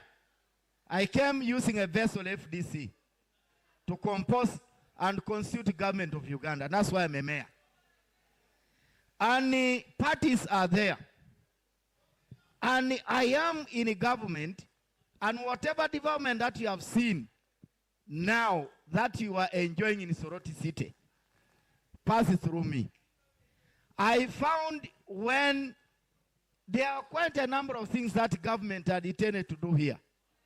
Notably, first of all, even if you have to go home now, dream on how I use my intelligence to have a very beautiful market in Central and East Africa, beyond the best. Thank you. And I use my knowledge. I did not use somebody's brain, but I used mine. Thank you, thank you. And that is why I thank the people of Soroti for trusting me, and I want them again to trust me to lead Soroti City to become a great city for the next 5 years. Thank you. We come to the end of that session. We now get to questions from the audience, and I hand you over to Stephen. Thank you very much. I want to ask Mr. Kolo, the MC. Members, we are receiving only 5 questions strictly from the floor. And every question must be directed to a particular candidate. Let me be clear. 5 questions for 5 candidates. And then I will take you through what the feedback from our followers online. But first, let's receive. Thank you. Ladies and gentlemen, are we okay? Are we okay? Let's clap for this team. Let's clap for them. Let's clap for them. Thank you very much. Once again, Peter Koro is my name, aka Virgin P. I want to recognize a few individuals in the house. Ejakite Elwangu Stephen, the one who attempted to be the president of the Republic of Uganda, ladies and gentlemen. Ejakite Ekutelek, thank you very much for coming through. Mr. Oyeile Ivan Ekemu, thank you very much. Agonyo Helen, thank you very much, the current speaker. Yelamanoi. Yelamane Toto. It has been corrected. She's Okay, Agonyo, Honorable Agonyo Juliet. I am going to ask all of us to be a little bit patient with us. We are going to the Q&A.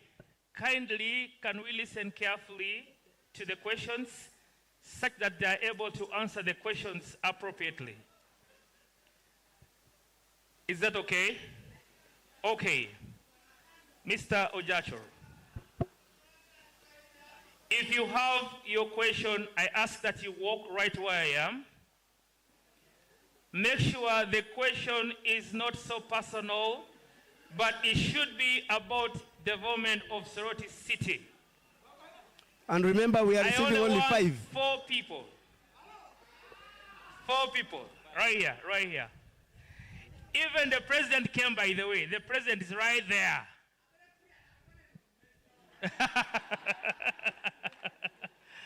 Okay, Apoxiber.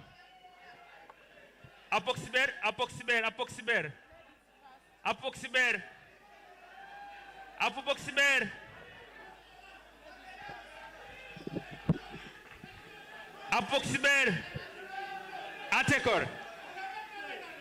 Apoxiberoni. We only have 20 minutes to go from here. 5 questions, and each question should be addressed to each candidate. No. To each candidate. By choice. By choice. It's okay. Let's give them the audience. Let's respect their opinion. Keep it camped and to the point. Thank you very much. Thank you, members, for sacrificing time. My name is Akol Caroline Balasa. Mine is just an encouragement. I have been a sitting councillor and of Soroti municipality by then. We brought the city. But now when I look at our candidates... Please be straight to the question. When we Ask look a at question. the candidates, Ask a question. the candidates are very suitable to that position. Ask My a question, question please. is, Yes. as we are councillors of the municipality, we all involved in bringing the market, the main market. Ask a question. What is your question? My question is one. To who? Please, direct your question. My question goes direct.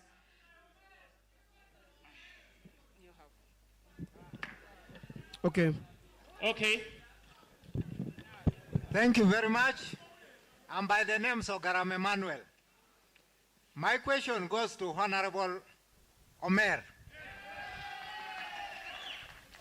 We have notably noticed that the revenue basket is dwindling as a result of tax evasion and also poor management.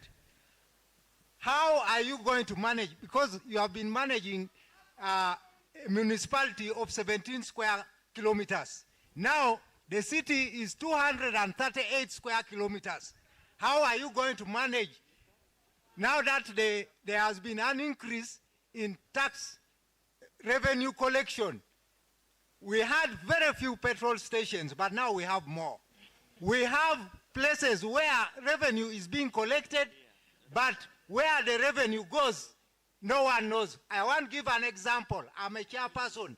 There is the Sunday market. Please, whereby short. revenue is collected, but where the revenue goes, no one knows. And also within my area of jurisdiction, we have the community center.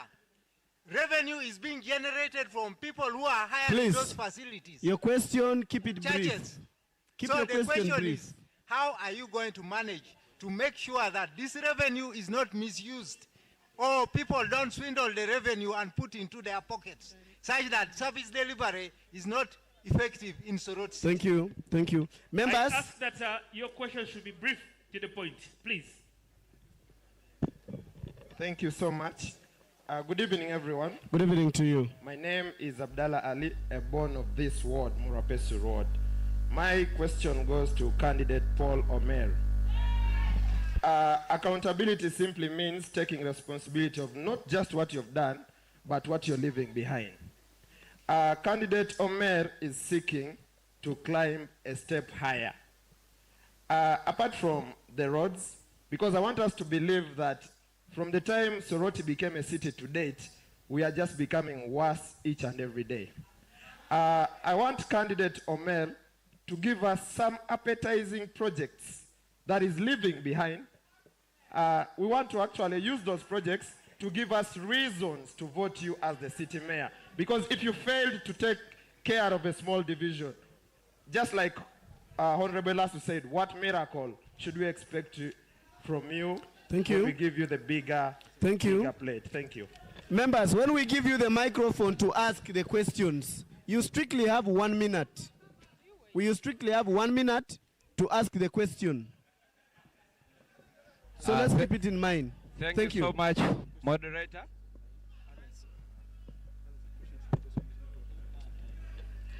Thank you so much, the moderator, and all the listeners and online viewers. I am Elwangu Stephen, and my question goes to Honorable Omer Paul. With the due respect, you're the biggest person in the team, and my concern is basically, how are you going to address the issue of the demarcation of the cities? Because there are areas that have been identified as islands, most especially Oradai and some parts of OPI. How are we going to address, because they are affected in service delivery? Thank you so much. Ah. They told him, Amache, Yoga. Hello. Yes. Ajenga need to follow Mary question. Ipu beteso. Ebe. Ebe. Ye tubunesi kwa pemea. Obu ikie Bible. Obala be help me God to protect Swairia. Ebe. Obu epolo merorau. What is your question? The question is what we want. Let me first narrate. We shall not allow character assassination. No. No. Let's be orderly. Let's be orderly. Members, ask the question, not to character assassination. Who sold the Swairia primary school? The question. Next person. Hello? Next Hello? person, please. Hello. You have wasted your chance. Hello? Hand over to the next person. We want a question directly. To the next person. You ask a question. Ask a question. There's no time for character assassination. Ask a question. You failed to ask. Next person.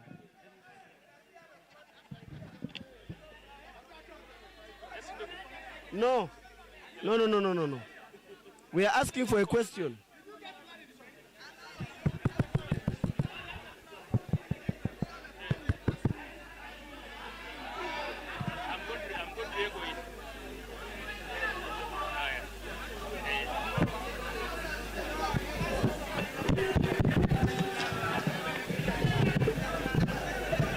Hello.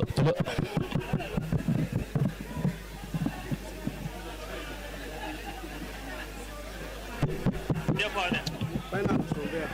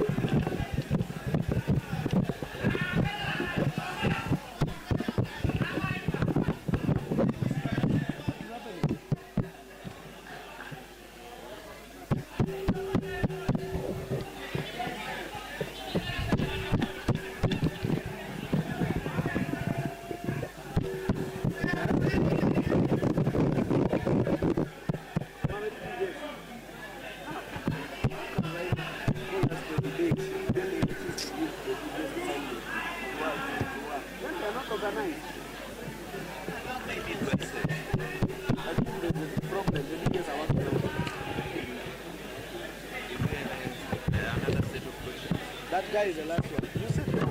When they tell you to ask a question. What do you mean telling a story? Yeah. Ask a question.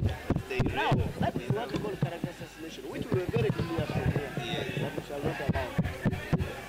And also the other thing that next time you register people who want to ask you early so that you have them in early.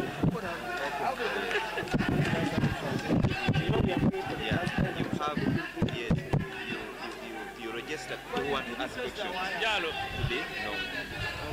Yes. Where are you? Thank you very much. If I don't get an opportunity, my submission. I'm just summarizing and then we go away. Where are you inside? Okay. Charlie and everybody in the next 5 minutes. 5 minutes. Wait, what is the guys? What are they saying? He's saying. I'm not saying anything here. Let me first.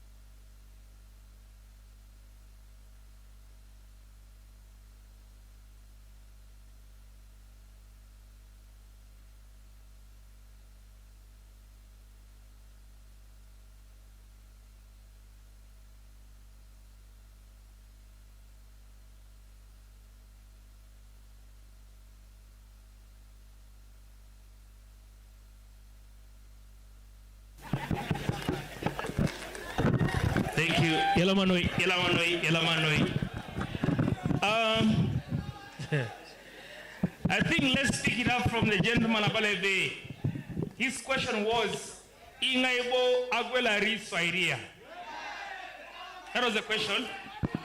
We are not receiving, we only have one person left there. Only one person. We are not receiving. So that was the last question before we went mute. I have one very last question. The very last question is coming in from the Nyerere of Teso. Okay, what's your question, sir? Good evening, everyone. Good evening to you. My question goes to all the panelists here today. Soroti City is among the 10 cities that were created in 2010. Other cities have grown short in terms of growth, and ours is still stagnant. What are the remedies you all will do here to accelerate the potentials of growth of our city? Thank you, sir. Thank you. Thank you very much. I hand back to the moderators, and then we go back to the team this side. Thank you very much.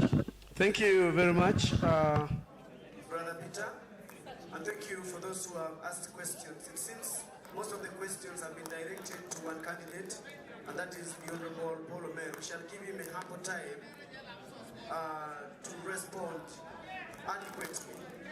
Let's go and cross-check what is happening on our social media handle. A number of people have asked questions, but we have picked them randomly. We have got thousands of questions and comments from Teso Vibes, online, from Emuria TV, from Teso News Network, but particularly we have a person called Ojinga Willie. Ojinga Willie says he hasn't heard about the issue of the health sector.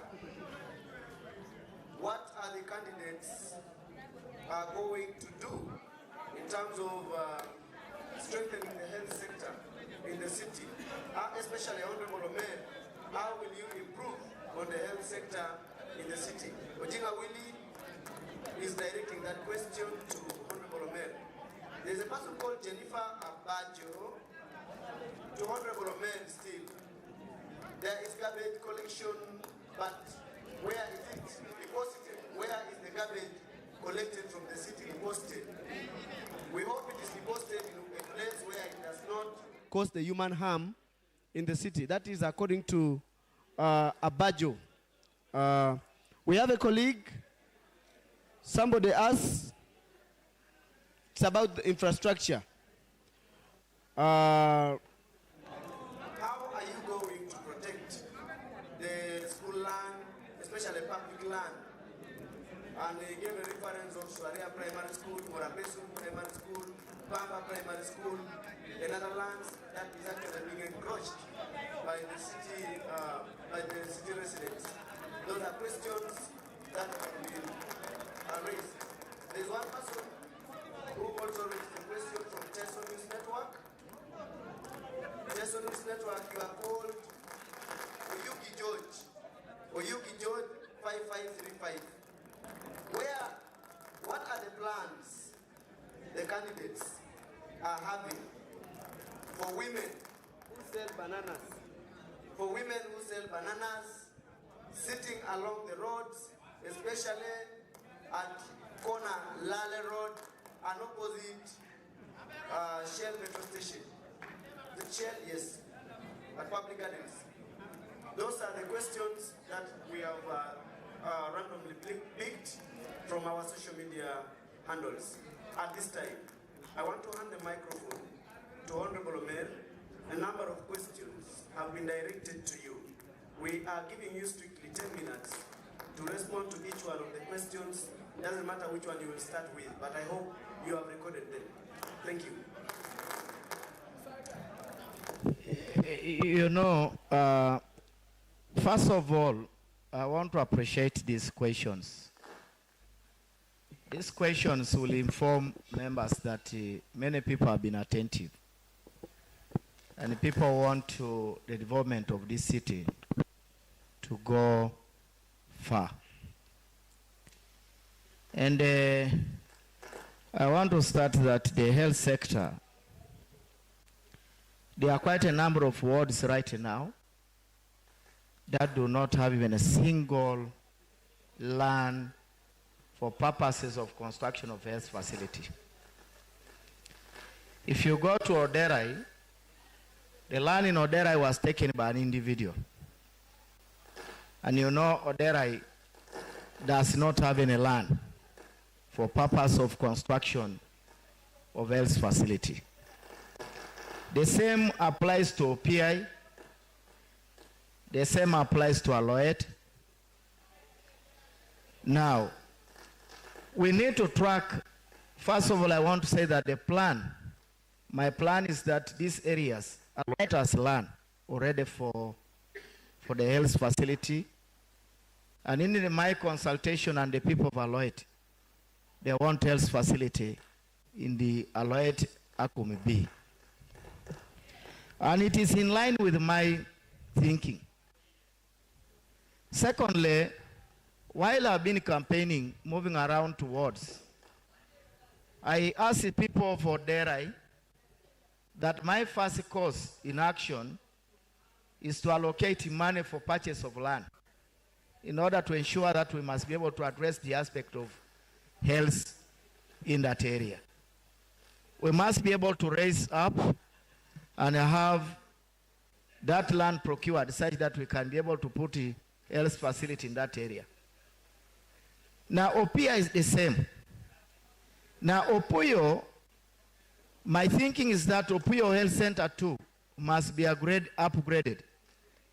And the upgrading of Opia Health Center 2 to Health Center 3 must go a long way with the lobbying and ensuring that we must be able to equip this, looking at what is happening on our roads. Currently, there is a little bit of a problem because Health Center 2 does not operate like Health Center 4. Health Center 3. Now, these are the wards that have health facilities. We shall continue to uplift them and ensure that we shall be able to provide better health services in those wards. Now, the other one that was asked was what is the city now. I think she's the one who was asking about the land that we are currently putting. My plan is that there are quite a number of private partners who have come, who want to partner with us to ensure that we must be able to turn garbage in that area in a minute to produce a black fly for feeding of animals. And that also generates a number of things. So if we brought to partners, we shall be able to deal with them and say that we shall be able to reduce and have the garbage turned into useful products. And we shall be doing that in the time to come if the people of Soroti will trust me for mayorship. The other one is, how do we protect school lands? The person who asked this question, I am very happy about this because the question of Swaria comes in here.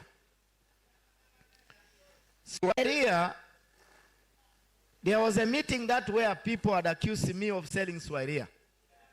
And in that meeting, it was held in the city.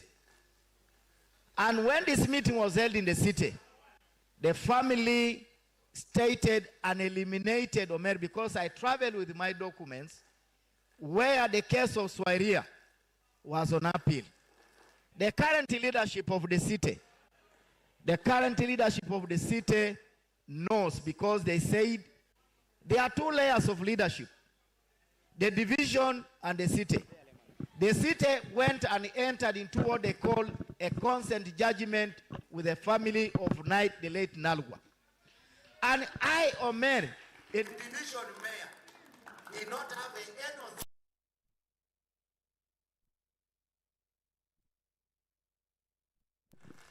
when I discovered that they had entered into a consent, is when I saw developments come up in that area. And when we went to the city meeting, the family of Nalugwa appointed 2 officers, and they were present in that meeting. I see my brother Mulonga was here. When they came following me, I said, organize a meeting, say that we are a devil. The city leadership has been talking about Omer. That day, the city leadership was told at their face that remove Omer from the issue of Swaria and carry the cross. Because they entered into a consent judgment. And the consent judgment, I have asked the city leadership to give me a consent judgment. From day 1 up to today, they have never provided. I could have posed this question, and this is a question I posed to the leadership of the city. If a city entered into a consent judgment with the family of Nalugwa of 6 billion, why was Swaria land sold at 1 billion? That's a question I was asking. And that's a question I've asked the central government to investigate the city authority, not Omer. The people, when I came back from Ndwa, I called the first time when I arrived, when I switched on the phone, when I came from Kenya, I was taking a sip in Bakaka. The first call that I received was that there is a consent judgment that has been entered between the city to IDPs land of Obuangor, Morapesu Primary School. When I came back from there, I went to Justice Adonyo, who reversed the decision. And today, the case has been reinstated. He asked me, whose land is this one? I said, the land is for government. And the land is for the school. And I'm a witness to that effect. And Justice Adonyo stayed the proceedings and canceled the ruling that people had demarcated the land after my intervention as a mayor of Soroti City East. And today I can strongly say the matter has been postponed or adjourned by court up to March, because I requested the court that I cannot be moving in the court inside when actually I am campaigning. And I have documents to the effect that the city authority signed a consent with the people who are IDPs. So I have the documents, all that will, if you want documents, like I have seen a marker there outside. Come and I give you those documents. Now, there is a question that was asked about boundaries. When the city was divided, I know that it was divided and there was nothing I could be able to do. I was the mayor of the city. The city was divided in Igweri, and I never attended that meeting. But because you wanted the city, I had to accept. The city was divided here, or rather was locked this side. And the sitting MP right now was the one in charge dividing the city, not me. So therefore, we are asking, and I've told the people of Orwadai and the people of OPI on the other side, there are people who say that they want to belong to the West. There is a process that must be undertaken in order to do that, to reverse the position. So currently, that matter will continue in that way. Now, there is a question that was asked by, it has been asked that whether you have new ideas for Soroti City. The new ideas are there. How shall Soroti City grow? Soroti City grows in 4 areas. Honorable Omer, you have the 4 minutes remaining to respond to the remaining questions. Yes. Yeah, I thought that the same questions, they repeat themselves. I think somebody repeated. Now, there are quite a number of key sectors that must be able to get us. And as you know, there are areas that were brought to the city, and they are still agricultural areas. We must be able to tap the urban agriculture in order to ensure that these areas will continue to produce to serve the city in terms of food provision. Secondly, I want to agree with my brother Etwerere. The policy of investment in this country, where the city investment hub is there for us. There are people who have been, I moved to Rwanda, I moved to Botswana. Governments there have adopted a policy that will ensure if you want any land for government investment, you must show capacity. Not like what our people have here, where people have come to apply for, they have applied for land and they have stayed the land without anything. I agree with it, and I must be able to advocate and ensure that the investment authority must be brought here for us to discuss and ensure that we must be able to grow the city. The road infrastructure, many of you may not be knowing that Lale was the first road that government used, the British used, and there's a ferry beneath water in Ilale. And this ferry, since this was a national road, I need to advocate that this road must actually shorten the distance between us and Kampala.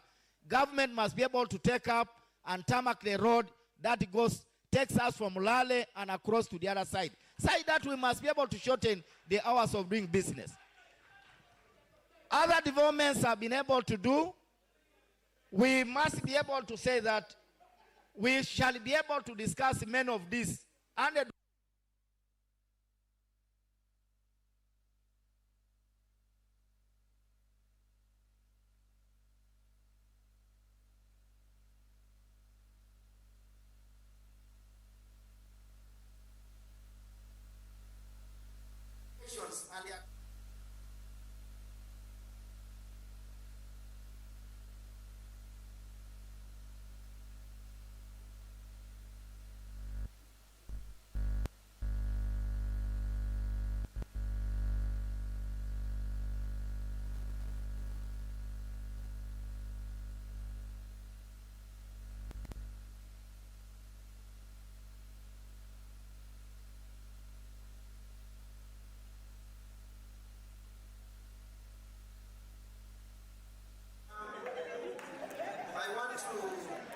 continue asking the public and those who are following us that you still have a chance to air out your views. You can continue commenting from Mayoral TV.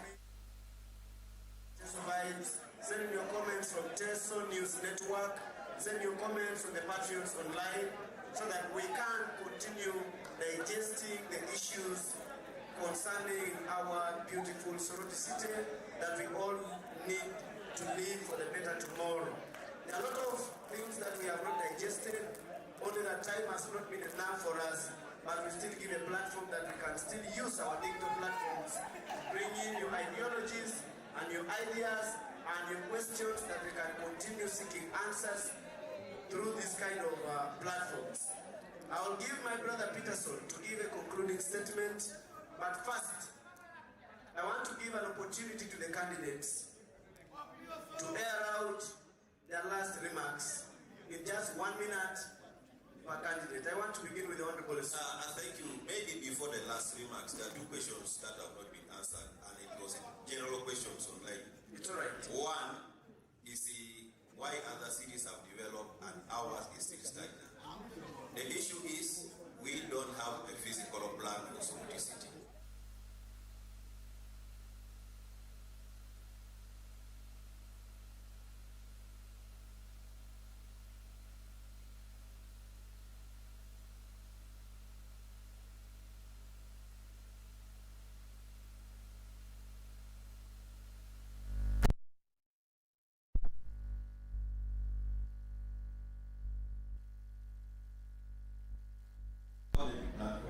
Lady two, they talked about these roadside sellers, these women of Bogoya.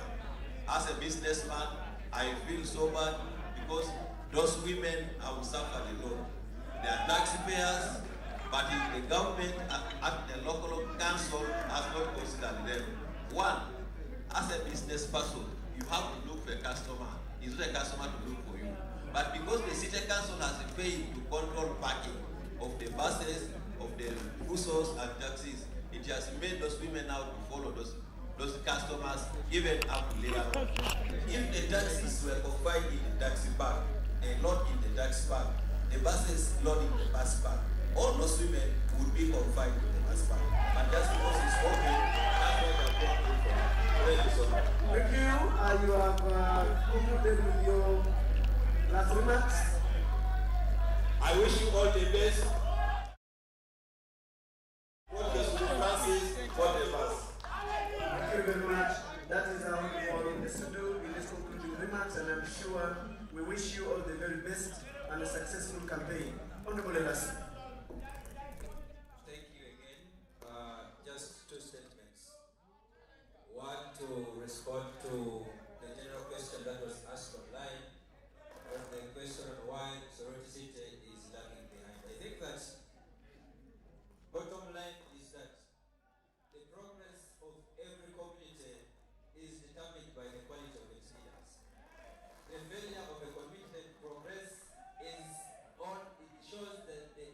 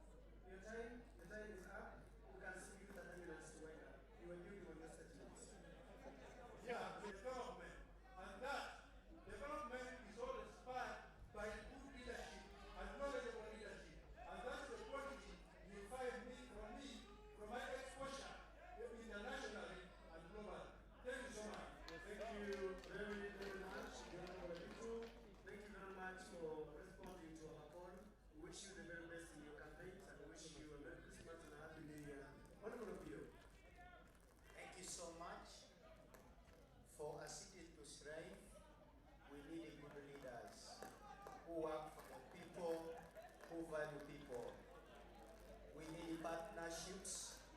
We need to plan and develop infrastructure. We need a clean city. We need to invite investors to come, and the city will flourish. Now, over the women who are moving along Larry Road, the first issue is we need to organize them, sit them down, talk to them, register them, issue uniforms or IDs, and gazette trade zones where we can put those ladies to perform the business, and we will stop the running around. Dear my people of Soroti City, ladies and gentlemen, I am sitting in front of you not as a stranger, but as a leader, one of you who has walked through the grassroots. I have the experience, I have the energy to take you through this great moment that we need an immediate change to be seen in our city. That's why I tell and I say to you, leadership requires a heart. I request of you to stand behind my candidature so that I'll be able to deliver the required term limits. Finally, when it comes on 22nd of January, please vote Opio John Emmanuel, vote a humble leader, vote peace, because your voice is your city and your future. Bless you, and indeed bless you. Thank you very much. Thank you so much. Bless you too. Your vote is your city and your vote is your future. We want to thank you for the discipline. Honorable Mayor, we want to thank you for the response to our call. And we want to wish you a successful campaign and happy New Year and everything in your campaign. I want to give the microphone to the Honorable Mayor to make his last speech. First and foremost, I want to thank my brothers that I think let us continue with our friendship when we are expanding the city. I want to say that the Soroti we want is a Soroti that should be inclusive. Soroti we want, Soroti that must have people who love Soroti. Soroti that we want